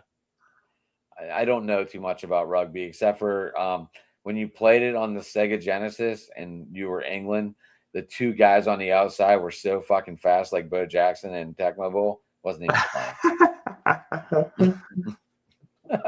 now, Megan, for signed jerseys, I only have 4. Urlacher, Speedy Willie, Khalil Mack, and I have a Justin Fields. And the reason is, I mean, dude, you guys saw my wall. It's not like they don't take up a lot of wall space. Yeah, you haven't folded up real nice. You haven't folded up real nice in your cases. Yeah, I have it in the gallon Ziploc. I have my Dan Marino jersey, and I don't even want to tell people where it is because it's not hanging up anywhere. No, it's in a case. It is hanging up, but it's in the glass case back here on a shelf. But it's in the gallon Ziploc. But I mean, look at signed jerseys that they take. You're gonna see another cat. They take up the space. And this framing here is actually some of the cheaper at $70-$80 off of Amazon, and you're still taking a space. You get professionally framed. I couldn't put that Willie Galt where it is if it was professionally framed with all the matting and everything. It's way too big. I would have to put one right there, so all those pictures would have to come down to fit one jersey. Is that a Jay Cutler picture? It is a signed Jay Cutler, and you've got Brandon Marshall below him. Eddie Jackson in the middle. On the right, there is Lance Briggs, and up top Jimbo Covert, all signed. So I used to. Are you ready for this one, Ken? What now? I used to tailgate with Rex Grossman's cousin at Steeler games. And in that case over there, I have a signed Rex Grossman mini. But he lives in Pittsburgh. He's married to my brother-in-law's cousin. Really? Yeah. Good old sexy Rexy. Oh, that's what I always called him whenever we were drinking. His name's Matt. So I used to be like sexy Rexy's cousin, Matt. We'd be hammered at Steeler games. It was fun. Yeah, signed jersey. So Megan, like when she builds her woman cave, she's gonna. If you have a basement though, like that's where having a basement, like where you live, Adam, you could have a basement where the footprint of your basement, the entire footprint of the house. You got like a 1,300 square foot basement with 1,700 square foot. Yeah, but it's not real tall. Here's the problem: my house was built in 1954. I'd have to say 1900s because we're now in the 2000s, and it's only about 7.5 feet. So it's not real tall. No. Well, you got a ton of wall space to put tons of things. What?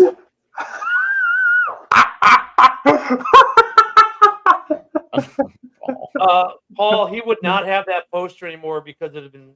Never mind, I'm not going to say it. Where's Michael when you fucking need him? Oh man. So Megan, it's like 9:30 in the morning over there, right? I think it's like 1 and maybe 12. I think it's like 9:30 in the morning. I think so. I have a buddy. 1978-ish. Hey, Paul. I was born in 1992. Oh God. So we're looking at like Cindy Crawford, Paul. I was in college in 1992. Cindy Crawford, Pepsi, or Baywatch? Which Cindy Crawford did Baywatch. no, Cindy Crawford, Pepsi. Hey guys, we're talking to the future. Megan's in the future. She's a whole day ahead of us. 12:50 in the afternoon, fellas. So how's it in the future, Megan? Is it bright? Is it sunny? Has the world ended yet?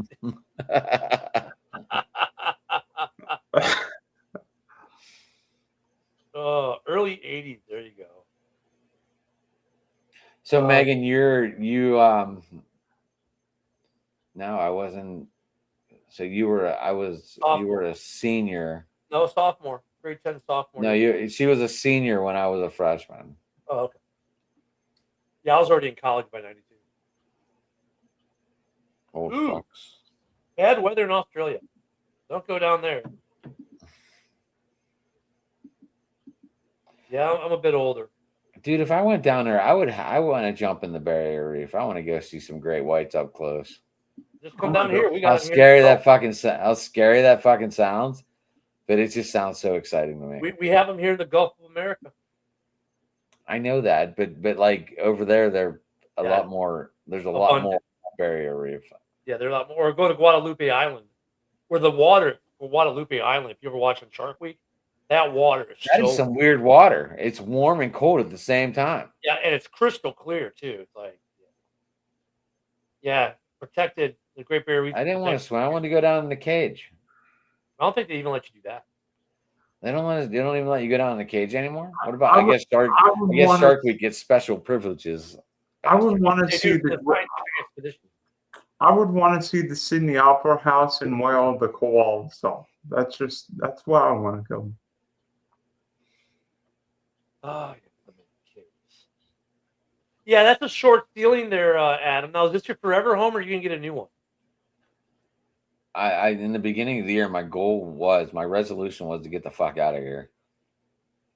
So but the more I keep looking at taxes going up, and mine ain't going up, I'm like, it's hard for me to want to get out of here. Especially that my mortgage is three times cheaper than half the rent or mortgage payments. I'm looking at moving back towards Pittsburgh, which I want to go home. That's where I'm from. I mean, where are you at now? West Virginia, Weirton. I'm like 35, 40 minutes out of Pittsburgh. But like all my friends live there, and you can't really, unless you're sleeping overnight. And my dog, and I don't like leaving my dog. I had a buddy I grew up with in Chicago, went to high school with. He's got a full basement, a little better than 7 feet. Ryan Yinzer. And we got a Yinzer in the house. Oh, there's a Jag office here. Are you ready for this one, Ken? Are you ready for this one? I didn't expect him to pop in, but here he is. Yeah, here's the. Oh my goodness! Wow. But yeah, he's got a full on like big 2,000 square foot basement. The whole thing, the entire wall space, in that entire basement, nothing but frame jerseys, signed jerseys, like WSB style. Beautiful. Look at his Marky Mark coming in from Louisiana. I'm from I originally grew up in Brookline, Yinzer. Then I moved to Oakdale. And then I moved to Weirton, which was the halfway point for grandparents. And then she left my ass, and I got stuck at this house right here in the middle. Oh, we got a new belt today, Mark? Or is that the one you had last week? That's the one I've been having last week. I'm just saying, we recorded a fucking banger, myself and Trey. I'm going to edit it tomorrow. It drops Friday on all audio platforms. So, Mark, that's pretty cool. Great Scots. Hey, Marcus, I've got a question. Is there a way you could help me get an open for my show? Well, yeah, you sent me who you wanted in your intro. Okay. Which part of Megan? What is it? Is it like fully themed, like wrapped around from the beginning to the end, or like a certain part of the movie that you're themed at? You're in Mount Washington, so you take the great incline down into Station Square, Yinzer. So hey, we get a War Week here coming up. Unfortunately, the game's in Chicago. When we get NOLA in week 11 after our bye, I was so hoping the game would be in NOLA so we could meet up in NOLA and go to a game. But it's in Chicago instead. But we're going to do a crossover like we did last year. Hopefully, but this time my Wi-Fi will not cut me out. Well, hey, I got a question for you. How far are you from Shreveport? 4 hours. Because that's where my son's going to get assigned. Hell for his yeah. first duty assignment. So I'll be coming up to Shreveport at some point. Marcus, are you eating a peanut butter and jelly? Nope, I'm eating an egg sandwich. I ate a big fat steak earlier, but I was like, I want sloppy seconds, so I made 2 egg sandwiches on the side. Megan, do you have the hoverboard or the actual skateboard? Oh yeah, you got to have the hoverboard. I don't. Megan just said she had the skateboard. There's a huge difference because the skateboard was the one that he stole off the kid. Yeah, and We then he was riding down, Yeah. and that's whenever he took Biff into the manure the first time. Yeah, those were good movies. You know what's cool? If you ever go to Universal Orlando, the ride's gone now, where Back to the Future used to be. It's But now gone. The Simpsons ride. I'm so is glad there I got to instead. ride it. I'm so glad I got to ride it. And Me but it's too. cool when you're waiting in line for the Simpsons. They have all the little Simpson videos going. They actually pay homage to the Back to the Future ride while you're waiting for Dylan, you line. bringing him in? There he is. There What up, he though? is. I just Hey, finished dude, inside. Waldo. Just finished the Inside the Pigskin show. And then you're like, how am I still live on YouTube? Yeah, And- I just have yeah. to look. I was like, I'm live. I sent So, you a message, Walter- Jeremy. I sent you a message and said, "Hey, we're still going. Join us." Yeah, Jump I'm in. shocked y'all still going on right now. That's why I popped in. Oh, we went Marcus. 2 hours on that show, so it's great. Marcus, How was that? Yeah, how was in the pigskin tonight, Jeremy? Very good. We did 14 topics, and 4 of them got to be about my Lions. Hey, Really? speaking of your Lions, we started the day talking about scheduling. Dude, I think you guys got the most jacked up schedule in terms of scheduling. Right. You know, one of the more jacked up ones. Like, Well, your I back like. end sucks. It might be harsh, but I like the fact that we only have 2 back-to-back road games in the first half of the season and 2 back-to-back Yeah, that's how road we games are. at the end of the season. I don't mind that at all.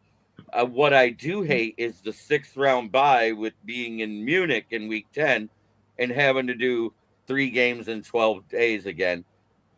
Well, who's your That's what week? we were When's your just- week 17? That's what we were just talking about too, Jerm. The Steelers don't have the bye week after the international game. It comes after the Browns game in week 9. We were just saying how that's weird. Well, it's like, and you guys get like, you know, we get Christmas, so we're on Saturday, but you guys get a short week before you get us too.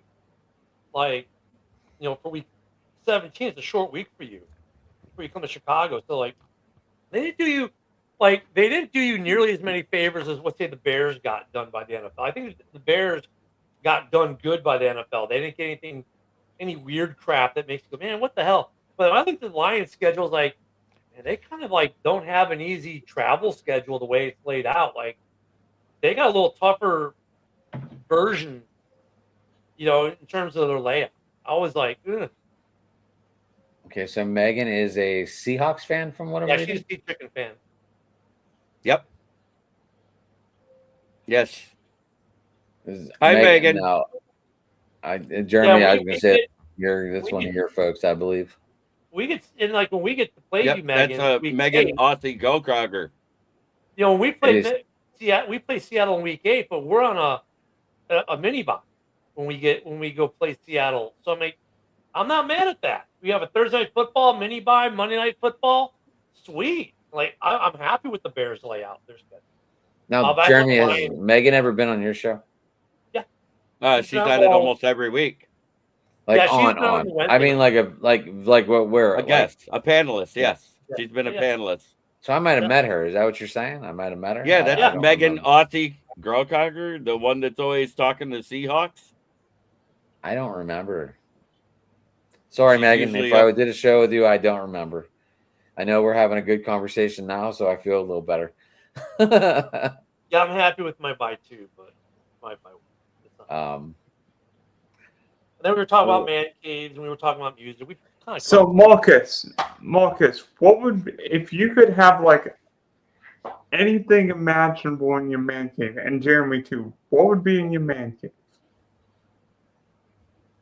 Jeremy really wants a signed picture of me in his man cave. That's what it is. Yeah, right.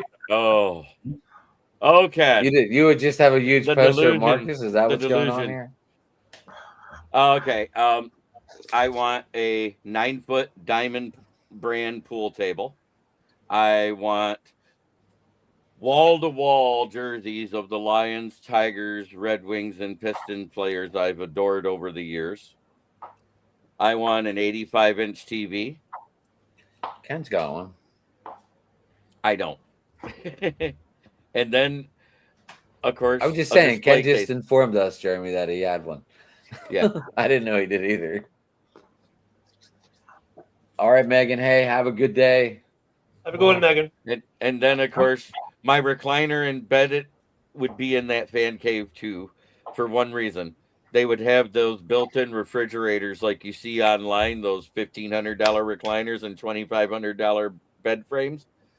Yes, full of nothing but Mountain Dew. But mine's I gonna hope be Mountain unique. Dew. I hope Mountain Dew sponsors you one day, Jeremy, because you drink it every day on the show. Yeah, Mine's Jeremy. gonna be unique. So, Jeremy, real quick, that's what jerseys and 85-inch TV look like. And I have a mini fridge in the other room that is fully stocked of Mountain Dew.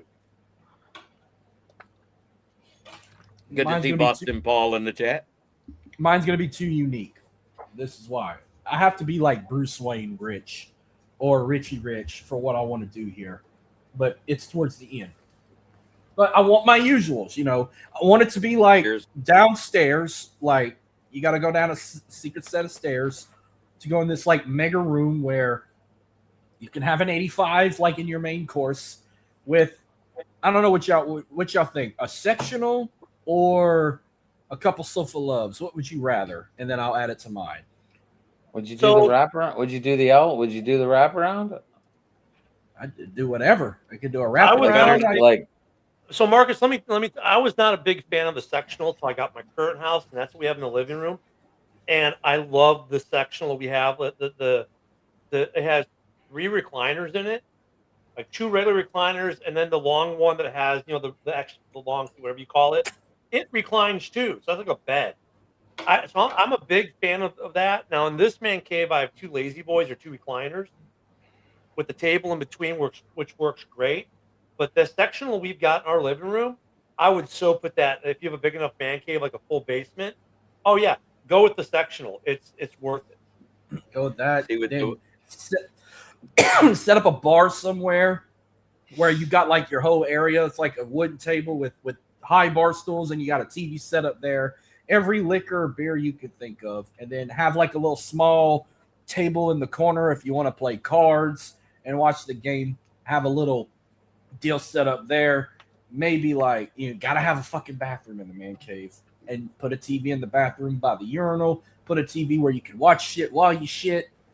But here's where the rich side of me would come. If I'm missing anything else, maybe like throw a pool table, have an area for cornhole, so while forth. you're taking a shit, a pool table, that'd be pretty fucking cool. No, I'm talking about in the main like man cave area. Might No, get a but little have a ugly, though. bathroom. Have a bathroom in there. But yeah, it's gonna have a door you can lock.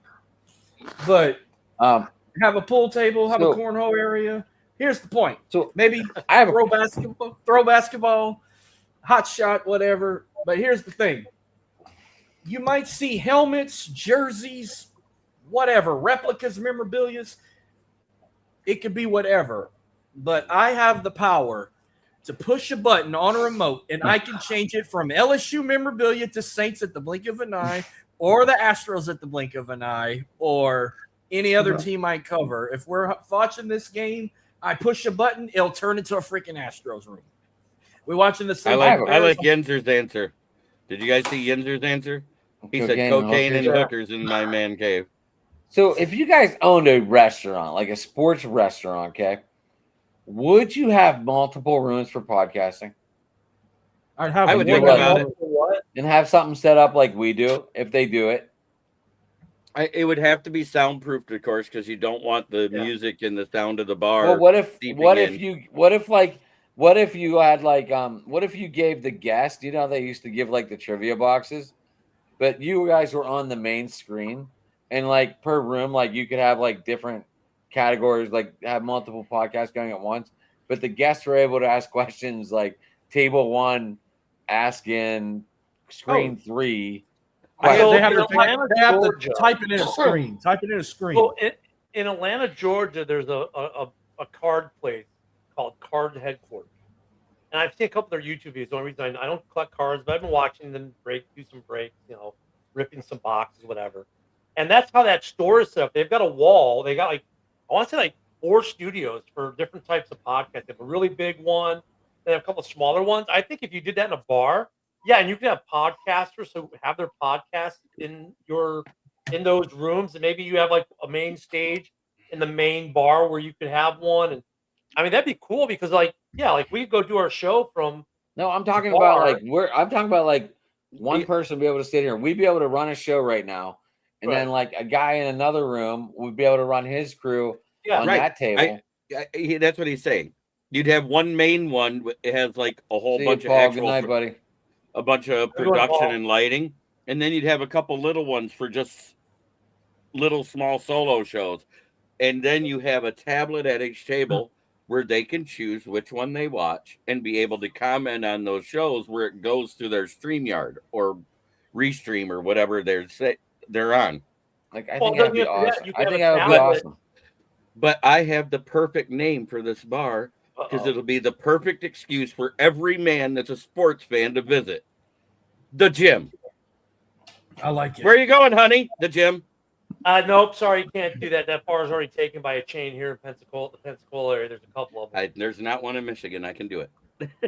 But I would- what you could do though with the tablets, like you could have a tablet on the table that you don't even have to go to the restream. It Right, just what shows if- up the tablet and they can see the questions. What pop if- up on the tablet. What if, because we're on StreamYard, like you sent the link to that tablet, and if they wanted to beep in with a question, you could just beep them in off the table. Yeah, you Yeah, type your question in the tablet. That opens a whole new can of worms. At least with the comment, you can screen it a little bit, bringing them in. If you get somebody that's totally shit faced, just being belligerent. Hey See, guys, like, I don't know that wouldn't be a but then you would but we'd still be in command, and I'd be able to just be like, oh shit, this dude's fucked up. I could just do this. well, I'd be at JB anyway. But I mean, you know what I mean, Jeremy. Like you could control the atmosphere. Mhm. So wait, Yeah, in mine, I'd have just like a special room where they can like do their shows without any interruptions. I'd have like little egg carton shit on the wall to prevent sound and all that. But I'd have like a little special stage, like if a coach was coming in to talk strategy on an upcoming game, we'd have a setup in the corner where people can watch, but it'll be like in an area where it won't be too loud, where you might hear them clap or laugh or whatever, but the music and all that won't be in effect. They can do like questionnaires for the fans. They can like get them hyped for an upcoming game. Or when there's no podcasting, bring a fucking band, let them play. I'd have breakfast in the morning. We'd come watch College Game Day in the mornings and fucking half-price beer in the morning. And my place would be called Marky Mark's, and everybody inside would be my funky bunch. I would put a cryo capsule in my man cave so I could freeze my girlfriend so I can't be bothered by her anymore. What? And I'd have an outdoor patio too. Screen from gotta have the fucking outdoor mosquitoes. Screen from fucking mosquitoes. Yes. But what kind of food Oh, would y'all fuck serve at yeah. y'all's place? Wings, burgers, pizzas, what? Yes. I think you have to go. I think you have to go with all that. You have to. Yeah. You don't limit it. No. What you do is limited you people limit the types of wings. Limit the types of wings you do, but don't limit yourself to just wings or just burgers or just pizza. So you would limit the flavors, Jeremy? Or Well, would yeah. you? Or are you saying like only boneless or only regular wings one No, day you and ha- you boneless carry- another day? You do both, But what I'm saying, limit the flavors. You don't need 29 different flavors of wings. The Oh, yes, limit you is like do. 12. You gotta have like 12 as the limit. You got to have a mild, medium, and a hot. Then you have the global thermal nuclear war hot. Asian you have to zing, have it- baby. Teriyaki or Asian zing. You got to have a garlic parm. Yes, And- garlic, mango habanero. Nah, I'm not big. If I'm you with got Mark. Meg- I like mango habanero on my wings. I don't. I'm talking Buffalo. I Wild think it's Wings, awful. You got draft beer. You got to have like 40 different choice. You got to have 40 different nozzles, and you always got to have that one NFL one. Yeah, you just made your bar alone, 1,500 square feet long. I put the bar next to jacuzzi. I'm joking. No, Yeah, but and in this scenario, you have the money to do whatever you want. everything, and it's strictly females you as doing? waitresses. He's The watching only TV. male allowed is the bartender. No, and the I was just checking my underdog picks tonight. I got a free $5 bet, and it looks like I'm gonna double my money. Thank you, Polka Messick and Jacob Misorowski. And my waitresses crop top jerseys. So now we're at Twin Peaks. Well, Yeah. no, they dress like lumberjacks or lumberjills. No, Don't they they got dress like that? Don't they dress like lumberjacks at Twin Peaks? Twin Peaks. yeah, but no, they're not wearing lumberjill. They're wearing jerseys. They're gonna wear jerseys, and then they can have the option to wear shorts or pants, whatever. Don't matter. But they're gonna. Now, show- Marcus, would you limit their jerseys, or would you let them wear whatever jersey they want? when it's game? Well, I might have like theme nights, like a theme night where like one day a week, like wear your favorite player. It could be whatever sport. But like when it's football season, wear LSU on Saturdays, wear Saints on Sundays. Friday night we'll have like Friday night light theme, like wear the high school you graduated from, or high school if you have kids playing for them or whatever, wear a high school jersey on Friday nights. And then if it's basketball season, we might work something out there, like wear your favorite college team or NBA. Baseball season, like baseball it's just in game. Wear a fucking baseball jersey. It can be any team. It So could be you're a going freaking- jerseys year round, pretty much. Well, I'll have like theme nights. Like when it's St. Patrick's Day, I'm gonna have the girls dressed like sexy leprechauns, and then we'll pour the green color dye in their beers. We'll have green beer. What about Valentine's Day? Sexy Wear Cupid red. angels. Yeah, Paul, I could see a lot of Boston theme in your man cave, sir. Here's a good one. Super Bowl Sunday, whatever team you choose to pick, you wear that team's colors. You ain't got to wear the logo. Like if it's Seahawks Patriots, wear neon green or wear red or wear whatever. 4th of July, America, baby. I'm Go sorry, ahead, Jeremy. Boston Paul would have the ketchup packet that fell in Kurt Schilling's shoe, like in the ESPN commercial, to make it look like he had a bloody sack. Hey, Jeremy, have you seen my lineup tonight? No, I think I've hit 6 home runs tonight. good for you. I'm trying, but I really don't care. I got into it for the fun of it. I That's don't. what I did too. I don't do fantasy baseball. I've done it twice in my lifetime. This is one of them. Yeah, I'm getting my ass kicked too. I know I'm beating Paul tonight, but don't worry, Paul. You'll win on Sunday because that's the day I lose. So what bike ride should I do tomorrow, fellas? What? Bike ride should I do tomorrow? Bike ride? Like on a Peloton? No, this bike. Wait, let me see. Okay. This bike. Is that Is a it an Peloton exercise bike? or what? Yeah. Fucking, you should climb Mount Everest tomorrow.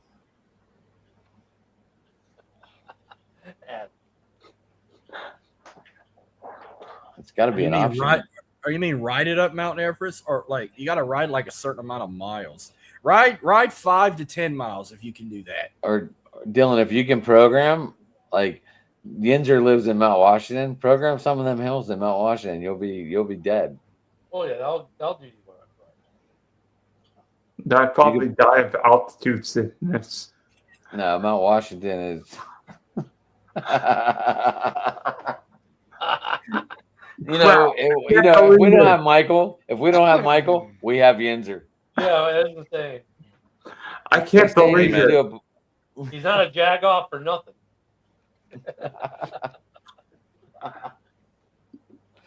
Well, Michael was on Inside the Pigskin watching over there with me for a while.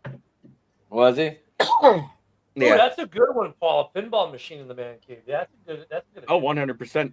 Well, yeah, I'd have a pinball game. You gotta have arcades. You gotta have like Pac-Man, Mortal Kombat, Frogger, Hot Shot, basketball, air hockey table, ski ball. You know, this. Did you ever play Super Off-Road in the arcade? Yes. Jeremy, did I interrupt you? No, I got interrupted 3 times before you spoke, so I don't care. Oh. Put your head down. I was like, oh, fuck. Riley, Chris is in the house now. Fucking, we're still going. I love it. Go ahead, Jeremy. What were you going to... Jeremy's going. Do you guys remember the pinball game that was based from Aliens that came out? It was one of the first ones that had the multi-ball and all that. I do not. I was not a pinball wizard like I would have somebody custom make it so it could be Detroit sports team based. Custom, because all the actuators, that's all they do with these updated games when they change them. They don't build new ones anymore. They update them. They put new actuators in there and everything else and rewire them. And then they paint the boards to what they want them to be. I never knew that. Do you guys remember the pinball game that we would play online when it was like, when you would like get millions of hundreds of thousands, not million points? I remember Sega had a pinball game. You're talking about the one that came with Windows on computer, right? Yep. Minecraft? 3D Space Pinball is what it was called. I was the GOAT at that game. Ever since I was a young boy, I played them silver balls. You played with your silver balls. You know what I must have played them all. You know what I'd have an arcade game of? You remember Road Rash? The motorcycle game? Dude, yeah, that was on the Sega, man. Yep. Road Rash 3. Gotta be the third one. No, the first one was the best, dude. Just like NHL hockey, the first one. The one where they had Yager shooting left-handed and he was right-handed. Yeah. I don't know if any of you guys ever like really paid that much attention, but I would. Oh, you know what? Maybe I have a Super Mario Brothers. No, what? Mario Kart. It has to be Mario Kart or Mario Party. Not no adventure unless you're playing by yourself. You lost me when you said Mario. Luigi. Anybody that loses his girlfriend to an overgrown tortoise, I'm done. So here's the thing. In the man cave, we'd have rules. If two, I don't know if it could be 2 people racing or 4, but whoever comes in dead last has to shoot tequila. Yeah, Jeremy, but you know that tortoise stealing that princess became one of the biggest franchises in world history. And I never played it since it came out with Duck Hunt. Because you know what? I played way more Duck Hunt than I ever played Mario. Did any Indians have Gyromite and Duck Hunt together? Yeah, I had Mario and Duck Hunt. I had the original system. It had Gyromite, the little robot guy that would push A and B to lift up the things for you. And then everyone's like, dude, did you play Mario Brothers? And I'm like, the hell game is that? Because I didn't have it. It didn't come with the system. Did y'all play Pac-Man and Dig Dug? Yes. What? You played Pac-Man and Dig Dug? Yep. Now, based off of Contra, like a couple of years after, because remember, it was a video game at the arcade before it ever hit the Nintendo. Right after Contra hit Nintendo, the year later, they came out with a offshoot of it called Road to Victory. The best part about it is, you know how after you went through after so many stages, you'd get the bonus round. It'd be like a bunch of little guys just hopping around. You had to shoot them all within a time. The first time I played it, we were at a pizza place that had some video games there while we were waiting for the order. And my sister's there, my best friend and his girlfriend, and everybody, we're all sitting in there. And the only time this game made noise was in the bonus game. And my sister's name is Judy. And every time these little guys died, it went, Birdie, birdie, birdie, birdie, birdie. So wait, you're saying that Mario is a knockoff of this arcade game? No. He brought up Contra. I talked about Contra first. This Oh, I was a didn't know. knockoff Contra. I'm sorry. Hey, I'm what? sorry. Yeah, you I weren't missed- paying attention. You missed the whole No. conversation. No, 'cause, What's- like I hear Contra, all I can think is up, down, left, right, A, B, A, B, A, B, A, B, A, B. What's to get infinite ammo. What's that freaking punching game everybody has? That damn Mike- punch back. Mike so you Tyson's can hit Punch it Out. hard. Mike Tyson No. Punch Out. No, it's not Little a game. Mac? It's that one where everyone got to see who hits the hardest and gets the highest number like points. Oh, where it Speeding comes bag, down? you just punch a speed Yeah. bag. Yeah, I don't even know what it's and- called. I don't even care. I see it in I know how hard I nightclubs punched or- because I was in boxing. all Italians ain't fucking plumbers.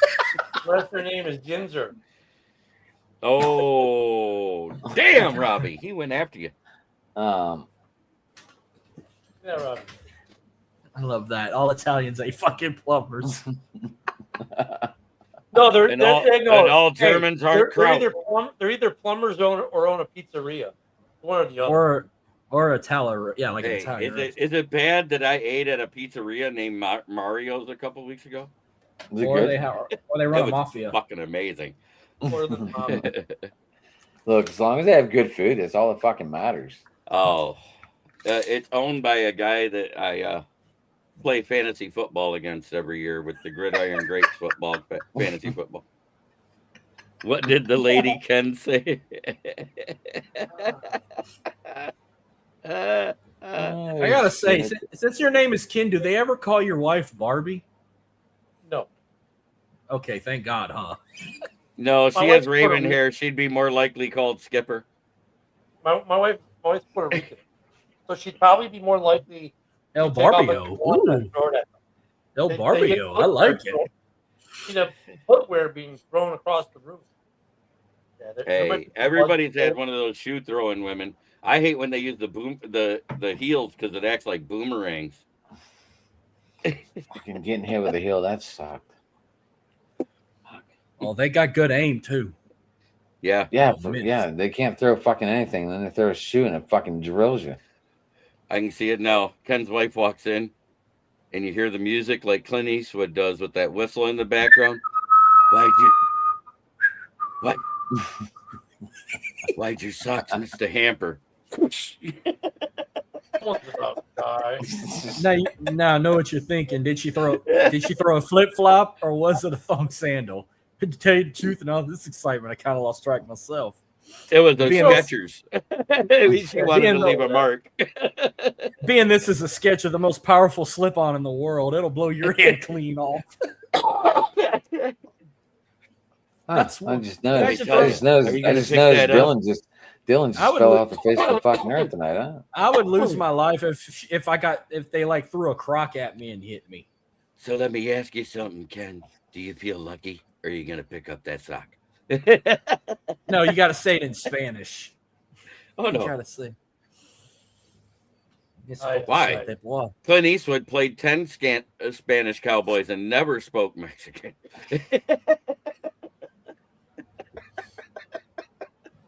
I'm not wrong.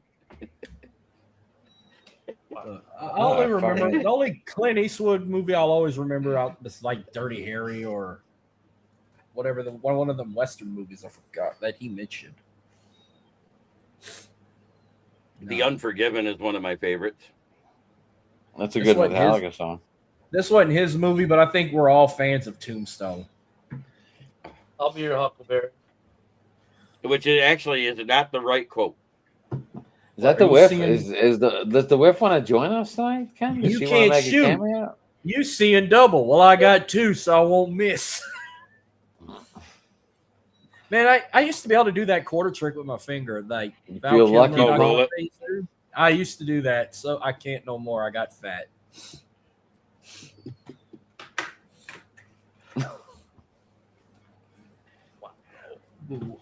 That's a good movie. Oh shit! Look, Yeah, Oh, man. you're on our show here, Random Tuesday. Brought to you by Duluth Trading. No pitch, no stink, no sweat.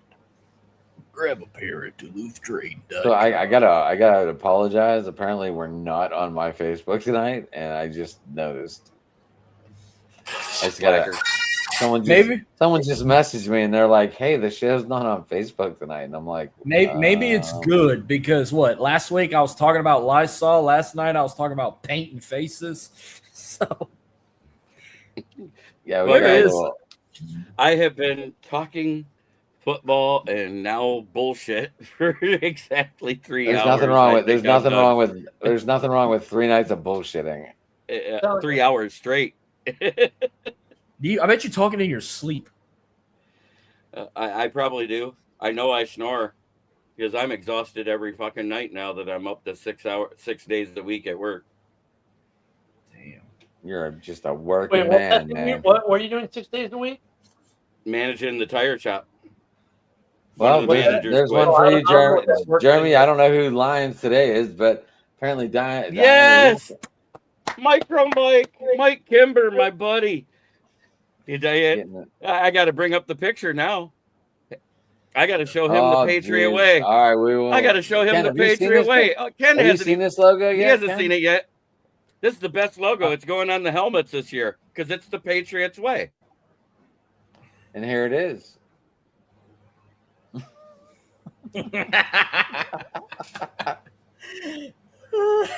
Oh God! Wow. And so, yes, he's clapping them cheeks in that picture. And she's like so serious. Fucking love it. Love it.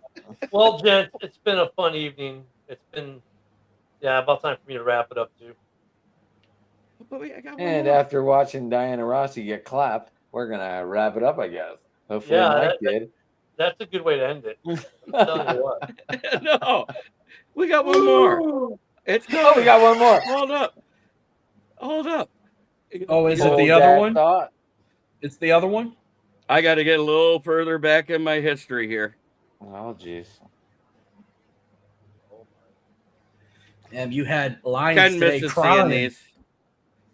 I know Ken missed this one. He missed this one a lot.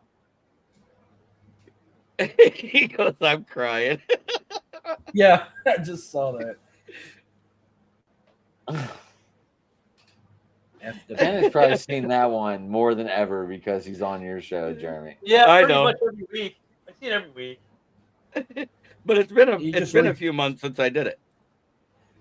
He's just refreshing his memory. Yeah, I'm just letting you know it still exists. Hey, look, I'm a happy person. I get both holidays in November to watch football, and I get to win both games. So, Jeremy, before I get off here, that sounded awful. Anyway, did you guys talk about Rasheed Rice tonight? No. Wow. What'd he do now? Oh, he broke his probation and got caught smoking some dope. He's Yes. got to spend 30 More days in proof. he's got to More spend proof. 30 days in a slammer. More proof you can't fix stupid. Oh, Stupid man. is forever.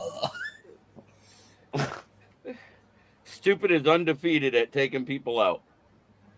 And just to let you know, Michael Pittman reached out to Juju Smith-Schuster and said, "Come back to Pittsburgh." God help you. Make you go. Yeah, that just makes it way more closer to Tyreek Hill being a Kansas City Chief than not. Hey, did you see the Colts schedule release video with Yeah, Bart? that one I was- will not yeah. talk about Tyreek Hill. Yeah, that was great. That I'll tell you what, the Colts had one of the better ones. I love the Raiders one though, with the whole Brothers parody. That was good. I love I love- Atlanta. This is Falcons football. That was a great. The remakes of the old ESPN commercials. Those were good. Did you see the Saints one where they were like the Weather Channel? Yeah, that one was kind of eh. I was like, I didn't even know what the Texans did. I just remember the Saints one was like the Weather. What's this Channel. now? What are we talking the about? Weather Texans channel? video. I don't remember. Schedule I mean, reveals. I don't remember the Texans video, but I mean, like the Colts doing the Simpsons. Oh, Tampa Bay with who's that comedian? Like would never wear a shirt. Doing like the Baywatch thing. That was kind of funny. The Raiders one was good with redoing the brothers picture and all that. That was good. A lot of people like the Chargers Halo one. I thought it was okay. It kind of missed a little bit. Josh loved that one. My son loved that one. He posted it to the group. Was it the huddle or was it? It was in the huddle? okay. It was kind of like a And a even though Halo- he's not here, just to make it so Ken doesn't feel bad, I had to make Jason feel the same type of love as he just felt. Oh yeah, the Packers did the whole claymation with Yeah. Clay Matthews at the end. The only good thing about the Packers one that I thought was smart, the way the Packers did theirs, they had Micah Parsons in the wheelchair, in the claymation wheelchair. So it was a little funny. It wasn't bad. Golly. But I need to go watch these. I mean, I'm sure I can some find of them them on really good. X. Dude, they were better than the Super Bowl commercials last year, some of them. Super Bowl commercials were what do you mean? Wait, downfall. the Super Bowl commercials last year, there was 2 good ones and 20 that were horrible. Well, that's what I'm saying. Like the Raiders one with Mendoza and Cousins was great. You don't Yeah. have to call me Kirk O'Chain. You all have to call me the Fernandinator. Fernandinator. I love it. Oh, What's But- your favorite play? Did we just become best friends? I mean, that was Yep. Yep. I mean, Yep. that Yep. was a good. That was a really good one. The Atlanta one though, where they did all these little mini commercials like the old ESPN, those were good. okay. I want to make my hot Atlanta take right now because they did sign the UDFA that I wanted to see get picked by somebody as a sleeper in the draft by week 9. Because Tua and Bo Nix are so hurt they can't take the field. Jack Strand becomes the starter You mean of Atlanta. Penix. Michael Not Penix, Penix. Michael You said Bo Penis, Nix. whatever you call him. Listen, if you're calling Michael's penis something, I don't want to know what you're Hey, calling Michael. I didn't do it. I'm not the one that said it. Ken saw the news released. It was CBS. They spelled his name, Michael Penis Jr. No, One of they those didn't. days, boys. Yeah, One of those while days. he was doing a post-game interview. Michael Isn't he Hey, Penis. even Yinzer knows about it. Isn't he Oh still my hurt? God. Hey, Isn't what was he that injured? writing about before that story? Make Danielle Rossini and Mike Vrabel. Were you texting Rossini? Yeah. Ugh. Clapping. Hey, here's the interesting thing. Another report came out, and on a yacht rental back in 2021, rented to 2 people individually on the same contract. Danielle Rossini and Mike Vrabel. Isn't that 9 the one where- months. that's the one where they 9 have the months video? later, she gives birth to a boy while married and names him Michael. Yeah, they've got the video of that one when she was already pregnant. They were on the boat, and then her husband's actually requested a paternity test for both their kids. Right. Yeah. Watch Mike not be Mike's kid. Oh, watch them both be Vrabel. That'd be hilarious. So according to NFL rumors, Mm-hmm. this just came out from them at 11:30 p.m. The Jets have contacted Russell Wilson. Oh, that was a couple. I saw that one about a week or two ago. Yeah, I Yeah, saw it a that- week ago. Oh, well, it just popped up on NFL rumors on my Twitter feed. Okay, maybe I'm Yeah. a week behind. I don't know. It's okay. We don't blame them. We live in West Virginia after all. When you look at when Adam opens up his door, he hears ding ding ding ding ding ding ding. Ding. Ding ding. Yeah, I saw that one. That one's like, well, it's like AJ Brown. Is he going? Adam Schefter says, "Oh, it's a done deal. He's going to the Pats." But then you see like there's 3 or 4 other teams. I'm like, look, we talked about on the morning show. The Eagles have absolutely no bargaining power here. Like, you have to get rid of him at this point. So we're gonna just give you a 4th rounder, and you're gonna pay for the contract. I mean, this is one of the rare times where their GM is fucked up. It's not so much that, it's that they didn't repair that relationship between AJ Brown, Nick Sirianni, and Jalen Hurts soon enough. All three guys, and you know what's funny? All three guys could be out of Philadelphia by the end of the year. Oh yeah, because that's when Jalen Hurts' contract clears up enough to be able to trade him next season Or cut them. or cut him. Michael Penez. I just thought that was funny. It was You right never after know. the You never know where preseason. this show's going. You never know where this show's going. Put it this way. It was after that preseason game when he threw 4 picks in a quarter, and that there it was during the post-game show, because the local affiliate was CBS that carries the Falcons. It says Michael Penix Jr. All right, so Aaron Rodgers can still break his leg before the season starts, and his final pass will still be a pick 6. Yes. Nothing would make me more happier. I have good news for you. I heard he No, you walked don't. into There's OT. no good news. Wait, No, you didn't even let me finish. go ahead. He walked into OTAs today, turned left to take the field, and twisted his ankle and rode out on a golf cart. What? Today.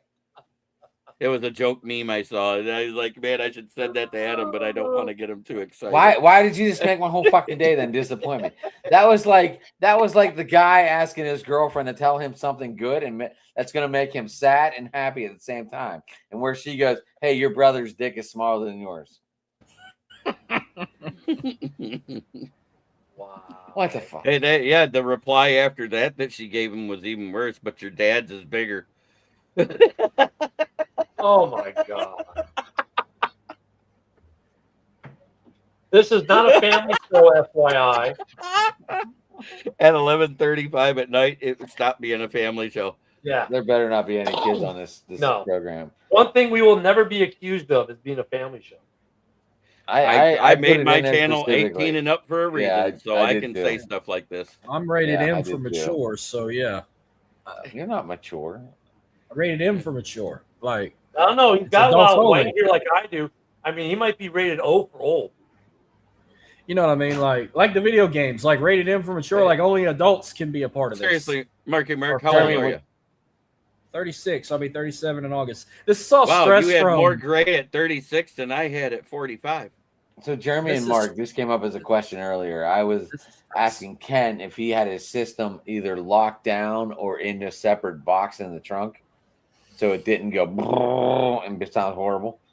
I don't. Did have you a guys system. have it locked down, or did you just throw the speakers back there and say "fuck it"? Never had a system. Okay, I'm The sure one time Marcus I- did.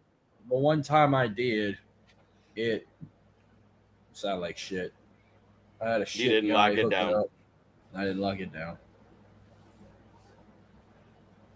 Everything's Dom stationary now. Toretto is about family. Yes. I heard they're making a fucking series now of the Fast and Furious. Like, do we really need that shit? A TV series? No. I heard it's going to be animated, and they're going to use cartoon animals, and it's going to be the Fast and Furious. I didn't hear that one, but Have any of you ever gone down to a furry convention? No. You never went down and just walked around and see all the shit going on? No. I'll tell you what, one of the worst rides at Universal is the Fast and Furious ride, though. It is the worst ride at Universal. Now it's not so bad to be a scrub in a TLC song because you're saving gas. Huh. my favorite right. ride at Universal was Aerosmith's Rock and Roller Coaster. That one's No. good. Yeah, that one's good. No, the Men in Black, wait, ride. wait. No, wait, The Rock Men in and Roller Black ride, Coaster- where you run around no, and wait, shot hold on. fucking all the fucking animals. Rock and Roller Coaster is not at Universal. That's at Disney Studios. MGM Studios, yes, MGM. No, it's But Disney Studios. It's not MGM anymore. I The don't Men in even. Black game. The Men in Black is at Universal, right, Ken? Men in Black is at Universal. Yeah. And Yep. it used to be right beside the Homer Simpson ride or the Yes, Simpson and ride. you shoot the aliens. That one's fun. Yeah. And then that's where the Disney, Harry they have Potter their world version is. of that is with is Toy Story at the main Disney. I haven't. The last time I went to Disney World, they didn't even have like Hogwarts and shit. But my favorite ride when I last went to Disney World was the Tower of Terror. Yeah, that's at the studios. That's Disney. Now, if you go, I'm to still waiting to studios ride that now- new roller coaster, Twin Peaks at Dollywood. If you go I hear to it's a double. I Disney hear it's a Studios double now, thrill. then there's It's the a Star double Wars J, that's park for that sure. got the Rise of the Rebellion is Where's probably the Michael when we coolest fucking need ride him? I've ever been on. Is Rise of the Rebellion. The Millennium Falcon run's pretty fun. Now they've got Tron over there at main Disney. Wasn't the Millennium Falcon at Six Flags? No, No, at that- Disney that- World. At Disney. They got When did they Star have the Millennium Wars. Yeah. When did they have them? Oh, okay. This is all the new shit. The Star. Yeah, I haven't they been down did. there since the So Star Wars. shit's been that out. one they got rid of a bunch of stuff and they made the Rise of the Resistance came out about 5-6 years ago, maybe a little longer. They put Great the for- 3 best things you can get: Star Wars, Toy Story, and Hogwarts. Yep. And Well, no, they don't have no. Hogwarts. Hogwarts is at Orlando. Yeah, It's I at know all- they did was in fact, turn the only- Dueling only- Dragons I into need to that go down big to ride for Harry Potter. So, They got Well- Marvel there at Disney now. well, Marvel's yes at and Disney? no. Well, It's okay, owned so by not Disney. in Florida. Not in Florida, they don't because I was Universal gonna say has Universal has Spider-Man. Spider-Man is at Universal. Right, that Right. ride's pretty. That Because- ride's pretty because fucking it- cool. Because of the older movies, but Yeah. now everything Marvel goes through Disney. Yeah, the newer stuff's at Disney, but are they actually in the park? I don't know, Yenzer. That No. Spider-Man ride and the Hulk ride. They're all at the Universal, California one. Yeah, in California. I'm saying not in Florida. They're not. No. I That don't Hulk remember- ride. That Hulk ride. How it's no chains and it's a boost. There's no chains to get to the top. You were on a fucking. You start out and you go like 3, 2, 1, and you were just gone You on that ever Hulk did ride. That is pretty the- badass. That's I think it like was the two roller coasters they had at Cedar Point that got shut down because they said it was the worst Top Fuel dragster. Dude, That that was ride one of was those ones. fun. That ride They was took it out. fast though, Jeremy. Did you ever They ride took it? it out. Go to Epic. Yeah. I I rode That it ride once. was fast. I haven't thank been to God. Epic yet. We're gonna try Thank to go God I down. rode it before my heart attack because now I'm not allowed to ride any of them. So Epic has a I'm new Harry sorry. Potter section. So now they've got the new Harry Potter section. Of course, has new Harry Potter rides, but now they've got the whatever the Wizarding Committee whatever thing. But Yeah. the sets for it look awesome. I just watched a documentary on the new park.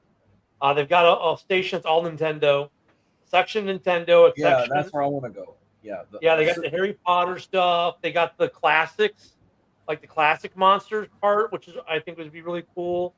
So yeah, I gotta go check out Epic. So I'll You ever probably do that. rode? Oh, go ahead. You ever rode the Honey I Shrunk the Audience ride? I think it was at Universal. Yes, I went to that. It was a show. Oh, Wasn't it? one of them ride shows? hmm Well, it's like T2 used to be there. T2 is gone, or T3. Me and Josh were picked on whenever we went and saw the Pixar movie, Which one? the Disney, the Shrek one. Or no, Oh. no, the Monsters Inc. Monsters Inc. What? That's the shit. Yeah. Me and Josh were picked on the whole time. Come on, Mike Wazowski. Like we They would got- move they got over a rid of, seat just to get out of the spotlight, and they would change it and put it on us, and we're like, we're fucked Monsters up. University was a banger. Like a college version of Monsters Inc. was the best one. What I missed is like at Disney. I'm sorry, Universal Studio, not Venture. At Studio, they used to have the Terminator show thing. That was really cool. Now it's a Jason Bourne stunt spectacular. Oh, yay. Yeah, they changed things up. The Jimmy Fallon thing is funny for the Tonight Show, whatever it is they do. The Jimmy Fallon late Wow. night ride. You go to New I York. never thought I would okay. hear that from your mouth. It's not a bad ride. The Fast and the Furious sucks. Transformers is a good ride. The Twister rides, but In other words, it has its moments, but you wouldn't want to ride it more than once. yeah, Twister is like kind of like it's funny how they'll get rid of the Terminator show, which is phenomenal, but they kept Twister the ride. Like whatever. The Mummy, that's a great ride. It's an indoor roller coaster. Too. Oh, yeah. Was that at Universal or is that? That's at Universal. Islands of There- Adventure. That has to be something new. That has Islands to be of something Adventure, new. the Kong ride is terrible. That's a newer ride over there. But all the Jurassic Park stuff is pretty good. They stopped doing the Velociraptor, Jurassic Park. Velocicoaster. That's a good coaster at Islands of Adventure. But they really stopped putting new stuff in Islands of Adventure because they just built a whole new theme park. which is epic. So, but a couple of the rides at Main Universal, at the first two just got refreshes. So my buddy's dad works for Universal, so that's how I get my tickets. But yeah, they've done some refreshes, but we haven't been down there. Last time we were down there was 2022. Was the last time we were down there, so we're going down this weekend to go to SeaWorld because they're giving away free military tickets. So I can go to SeaWorld for free. Why not? But yeah, I used to live in Orlando, so I've had annual passes to Disney and Universal down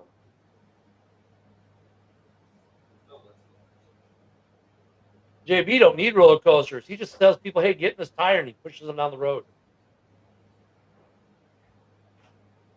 He's on a tire coaster. Where are we going? Hey, JB has his own coaster at work. They just put people on a tire and push them down the road.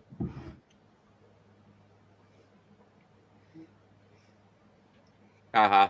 Yeah. Find it, but no, we got parks down here for sure. Well, I'm going to say something because you know what that means when I say it. Try every day to be a better person than you were the day before, because that's the only way to make the world a better place. But Smoking Jeremy B needs a smoking cigarette. Guys, this turned into a really good show towards the end half here. Yeah, we had fun. Well, as soon as the stick in the mud left, we were able to free up some humor. Oh man, yeah, he just bounced. Didn't even say. Yeah, he didn't say goodbye. Nothing. He doesn't do any of that. He didn't say, "Hey, this is Dylan from No, Smoky once Sports." like Spectrum he Sports got Network. taken out of the got taken out of the conversation and wasn't sure what to do. So Yinzer, look at Florida. He goes, Florida is too hot for my liking. If you live in South Florida or Central Florida, I get what you're talking about, especially the humidity. Come up here to the Panhandle, dude. I lived in Orlando I've lived in Jacksonville, and I was in Orlando for a couple years. And yeah, Orlando, it's hot, it's humid, it rains every day. But we moved up here to the Panhandle, the Pensacola area. And we were like, well, let's give it like 6 months and see, and maybe we'll go back to Orlando or we'll go somewhere else, like Tennessee or something like that. We were here not even 30 days, and we're like, we're never leaving. The Panhandle, it's not as hot, it's not as humid, it's more temperate overall. You don't get these big shifts in climate like you do up where you In are. Tampa. You can be like negative 20 in the winter and 100 degrees in the summer, the heat index. We don't get that in this part of Florida. It's actually really Yeah, I was in around this time, Ken. I was down in Florida, Fort Lauderdale. just hot. Same town, Robbie. I lived in Tampa, and then I moved to Zephyr Hills. Yeah. And then I said, "Fuck that! I'm going back St. home." Pete Beach. Oh yeah, That's a Clearwater, great yeah. vacation spot. So like, you know what's funny though? The beaches I've got up here are better than Clearwater and St. Pete. So I mean, I don't know. I don't. Oh, no, Go ahead. they are. What were you gonna say? What were you gonna say? I'm gonna say I'm out. Peace, Have a bro. good night, everybody. Yep. You know, I got Destin, Panama City Beach up here. I mean, trust me, the beaches here are the best beaches in Florida, hands down. But it's not as hot. It's not like Tampa. You still get hot and humid. Did you come up to the Panhandle? It is so not like that. The weather is so much better. That's because the Gulf has different temperatures, and that's what creates all that fucking humidity. Yeah, we get a nice breeze here off the Gulf. But like Orlando, you get all the moisture from the Gulf, you get all the moisture from the Atlantic, meets in Orlando and it dumps right. But humidity here is not bad. It's more temperate. My pool is still only 75 degrees. I'm like, what the hell? Can it please heat up? I'm at the mid-May. My pool is only 75 degrees. I mean, that's because I got a screen enclosure. That's part of the reason why. But I'm like, Jesus. Like, please get the 80-degree water, please. That's perfect. But, yeah. So you don't like warm climates? Oh, then move to Alaska, dude. Beautiful country up there. Beautiful. Go Winter join the stuff. gold. Go join the gold diggers. Dude, if you go up by the Yukon, like was it Ketchikan? You go up to the border, go to the Yukon. They got lakes that are like 200 feet deep that have zero fish. And you're like, how does a 200-foot lake? You know, how's This the comment lake? right here. This comment 200 right here, Ken. So true. Oh, yeah. It's not as dude. It's more humid in where you're at than it is where I am. It was humid as fuck today. It They rained at got 9 lake- o'clock in the morning, and it just ruined the whole fucking day. Dude, they got lakes that are 200 feet plus deep, and there's zero fish because the lake freezes solid to the bottom every winter up there in Alaska. Forget that. That's way I'm happy in this part of Florida.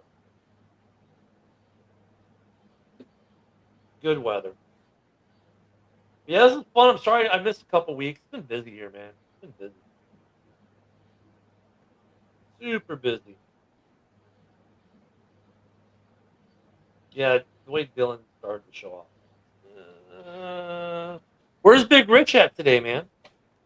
His mom got rushed to the hospital and had to have emergency surgery.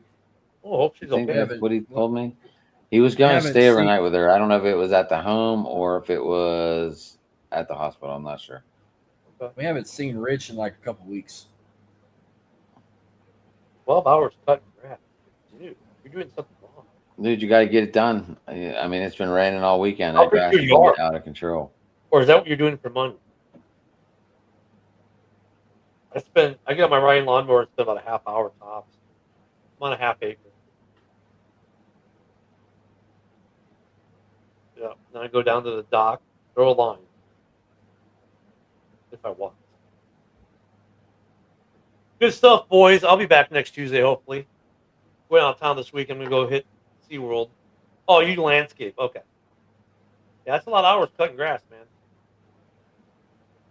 You could make some money down here, that's for sure. Make money doing that anywhere, though. I'm about to go finish what I need to do with the episode I'm dropping Friday. But, well, hang on. Let's see if where's it at?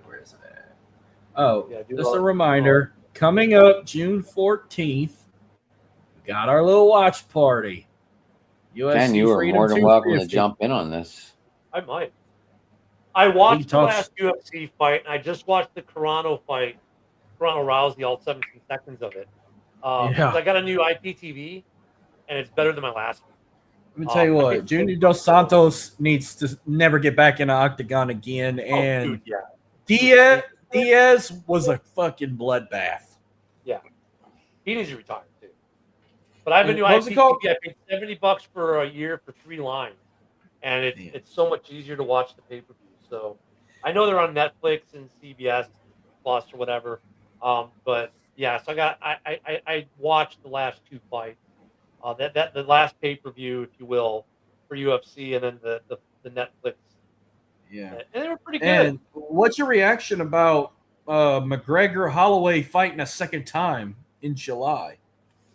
I didn't even hear about that. I don't follow much. I just happen to watch. Well, I used to July, like- I think Dude, when I was July like 11th.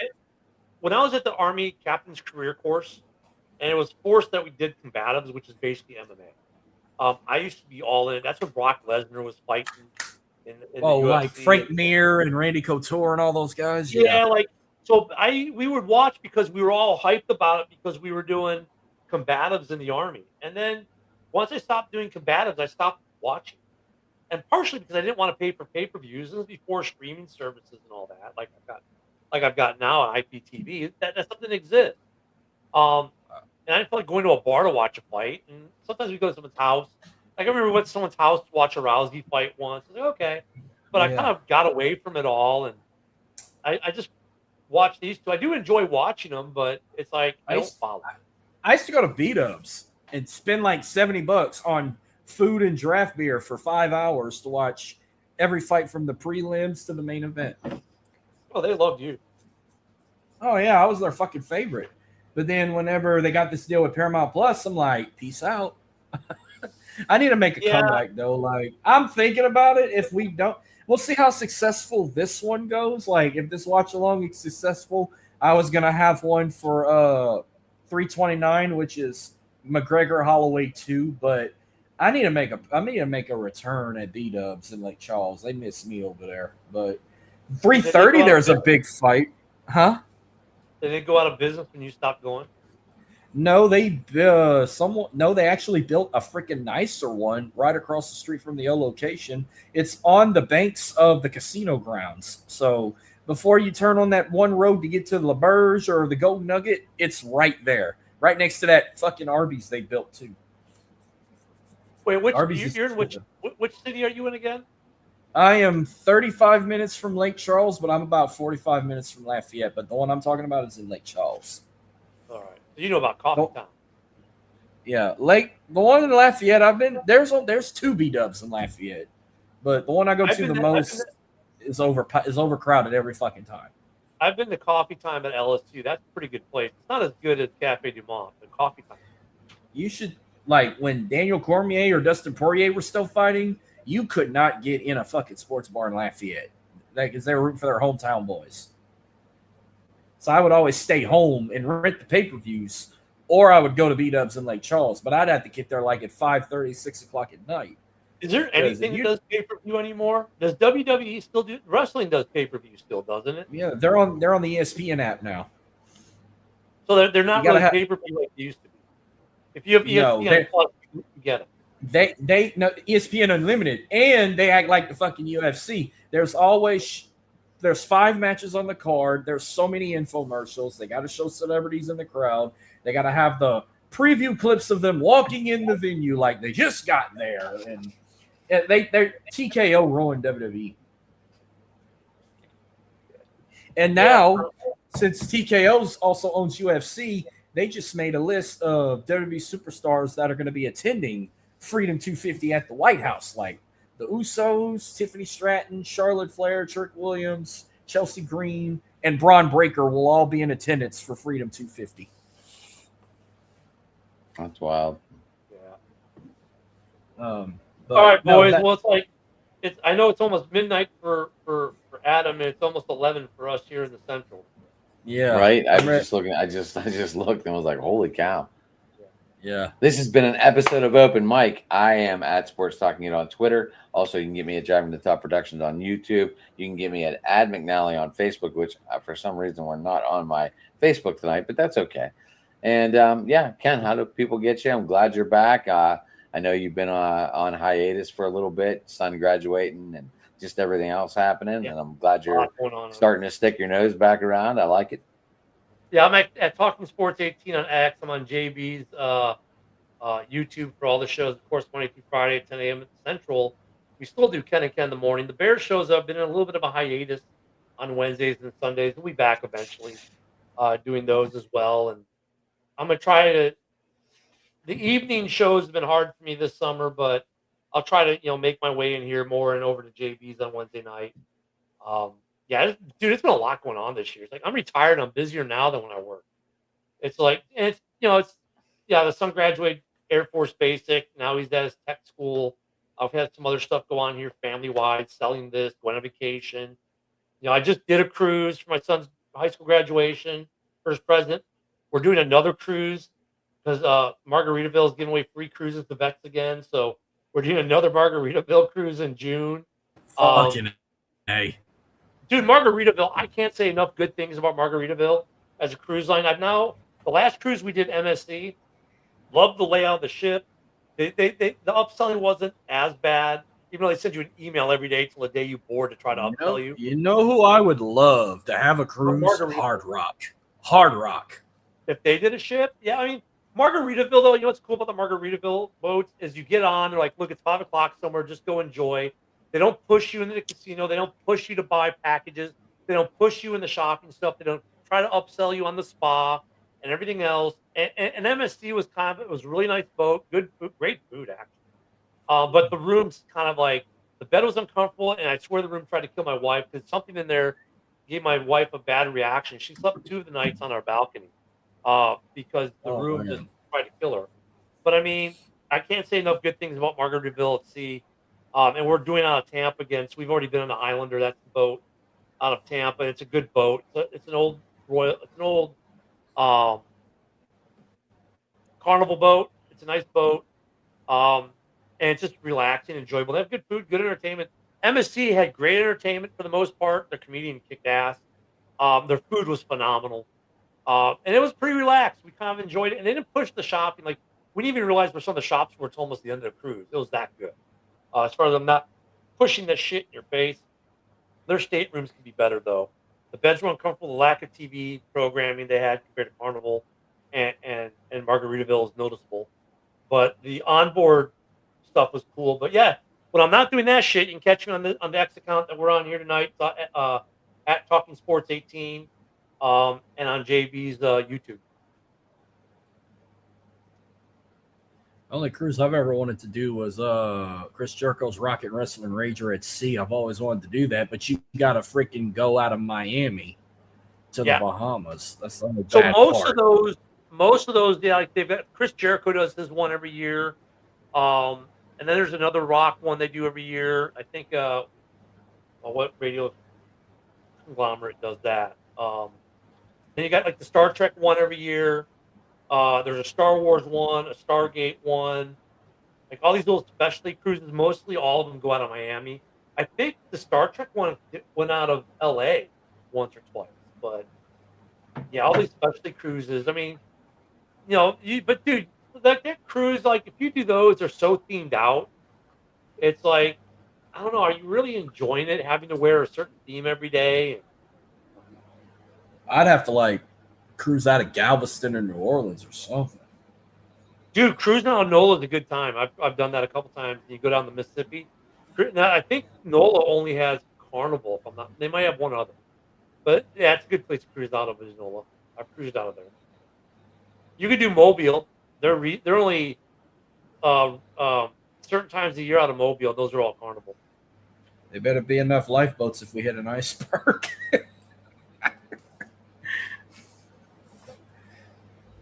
Yep. No.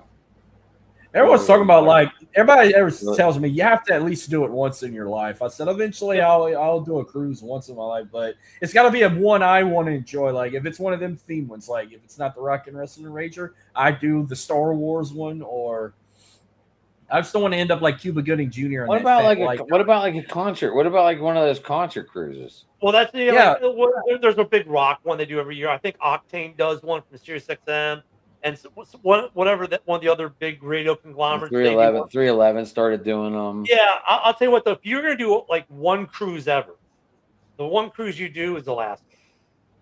Alaska? My sisters are going. Yeah. My sisters are going in 3 weeks. The Alaska cruise was phenomenal. Where you go out of, like Seattle? We boarded out of Seattle, which kind of sucks that you're in Seattle, but we flew in the day before. We did spend a little bit of time on the boardwalk in Seattle. That's the day Charlie Kirk got shot. And the next day we got on a boat, and that was all we did for Seattle. And really, if you spend more than a day in Seattle, we spent 2 nights in Seattle. We flew in the first day, do the stuff. 1 night in Seattle. We flew in, put the stuff in the hotel, did the boardwalk and all that. And the next day we were on the cruise ship, and we got off the cruise ship. We went straight to the airport and got out of Seattle. I mean, Seattle's not a great time. You never went to one of those little fish marketplaces where they toss the fish? Yeah, that's what I'm saying. That's all down by the pier. And like you go down there, dude, just like you'll spend a couple hours down there and you've done Seattle. Like Seattle's just kind of a weird town to begin with.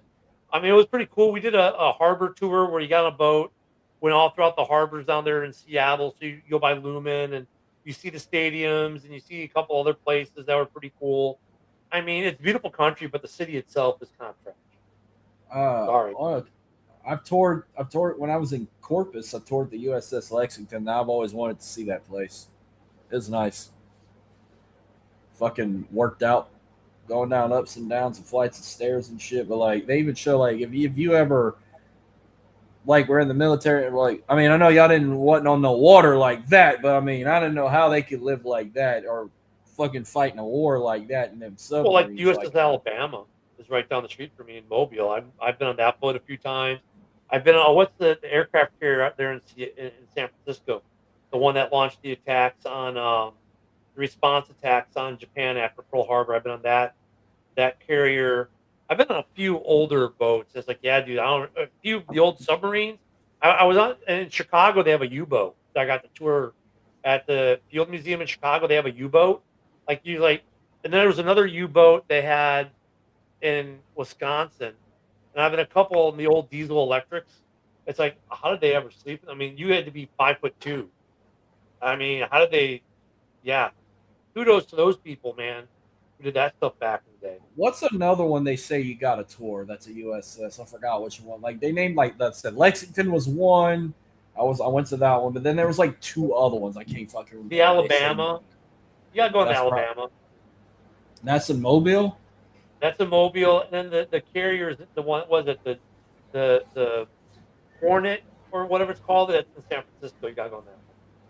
But I like like the Lexington one, like they had like a museum of like the what the planes were like back in that Yeah. time, all that shit, like the guns and everything, the uniforms, and they Oh, even had just like like- they had mannequin dolls up, like they had like a little cafeteria, like when they would eat, Yeah. they show like what the cooks were dressed like and all that. They had a little parlor for like a funeral, like if someone died, they had a little You funeral climb through the parlor. in there. stairwell, and you go through the stairwells of these ships. And you're like, how the hell do these guys do this? That's My dad would have had another fucking stroke if he'd have tried to climb up those like little ladders to go up the next floor. They even had a baseball monument over there. Like they showed, like I saw a fucking baseball glove from like the 1800s in that place. Like they had a little baseball because they had like their own little team.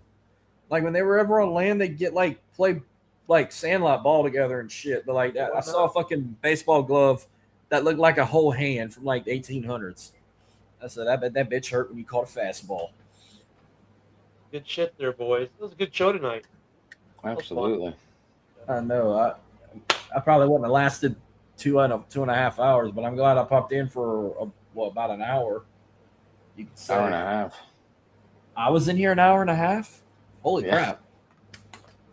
Well, Trey and I only went like an hour and 10 minutes. Adam only missed the first 10, 20 minutes. Thank goodness. My computer fucking went down again.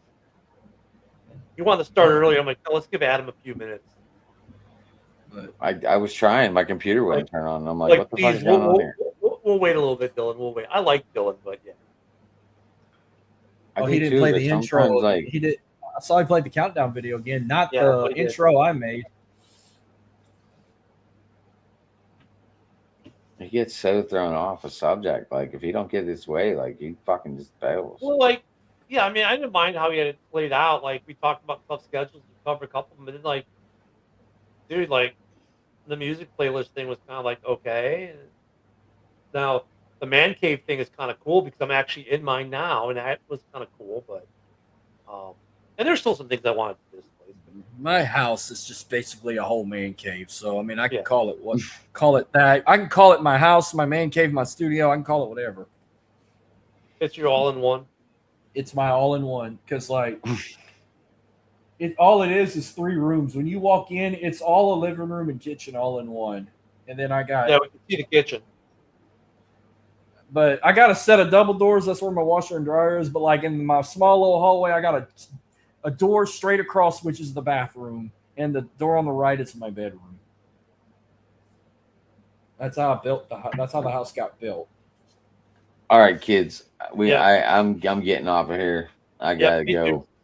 All right, boys. We'll see you next week. All right. Alrighty. I didn't realize it was 12:10. Yeah. Have a good night, everyone. All right.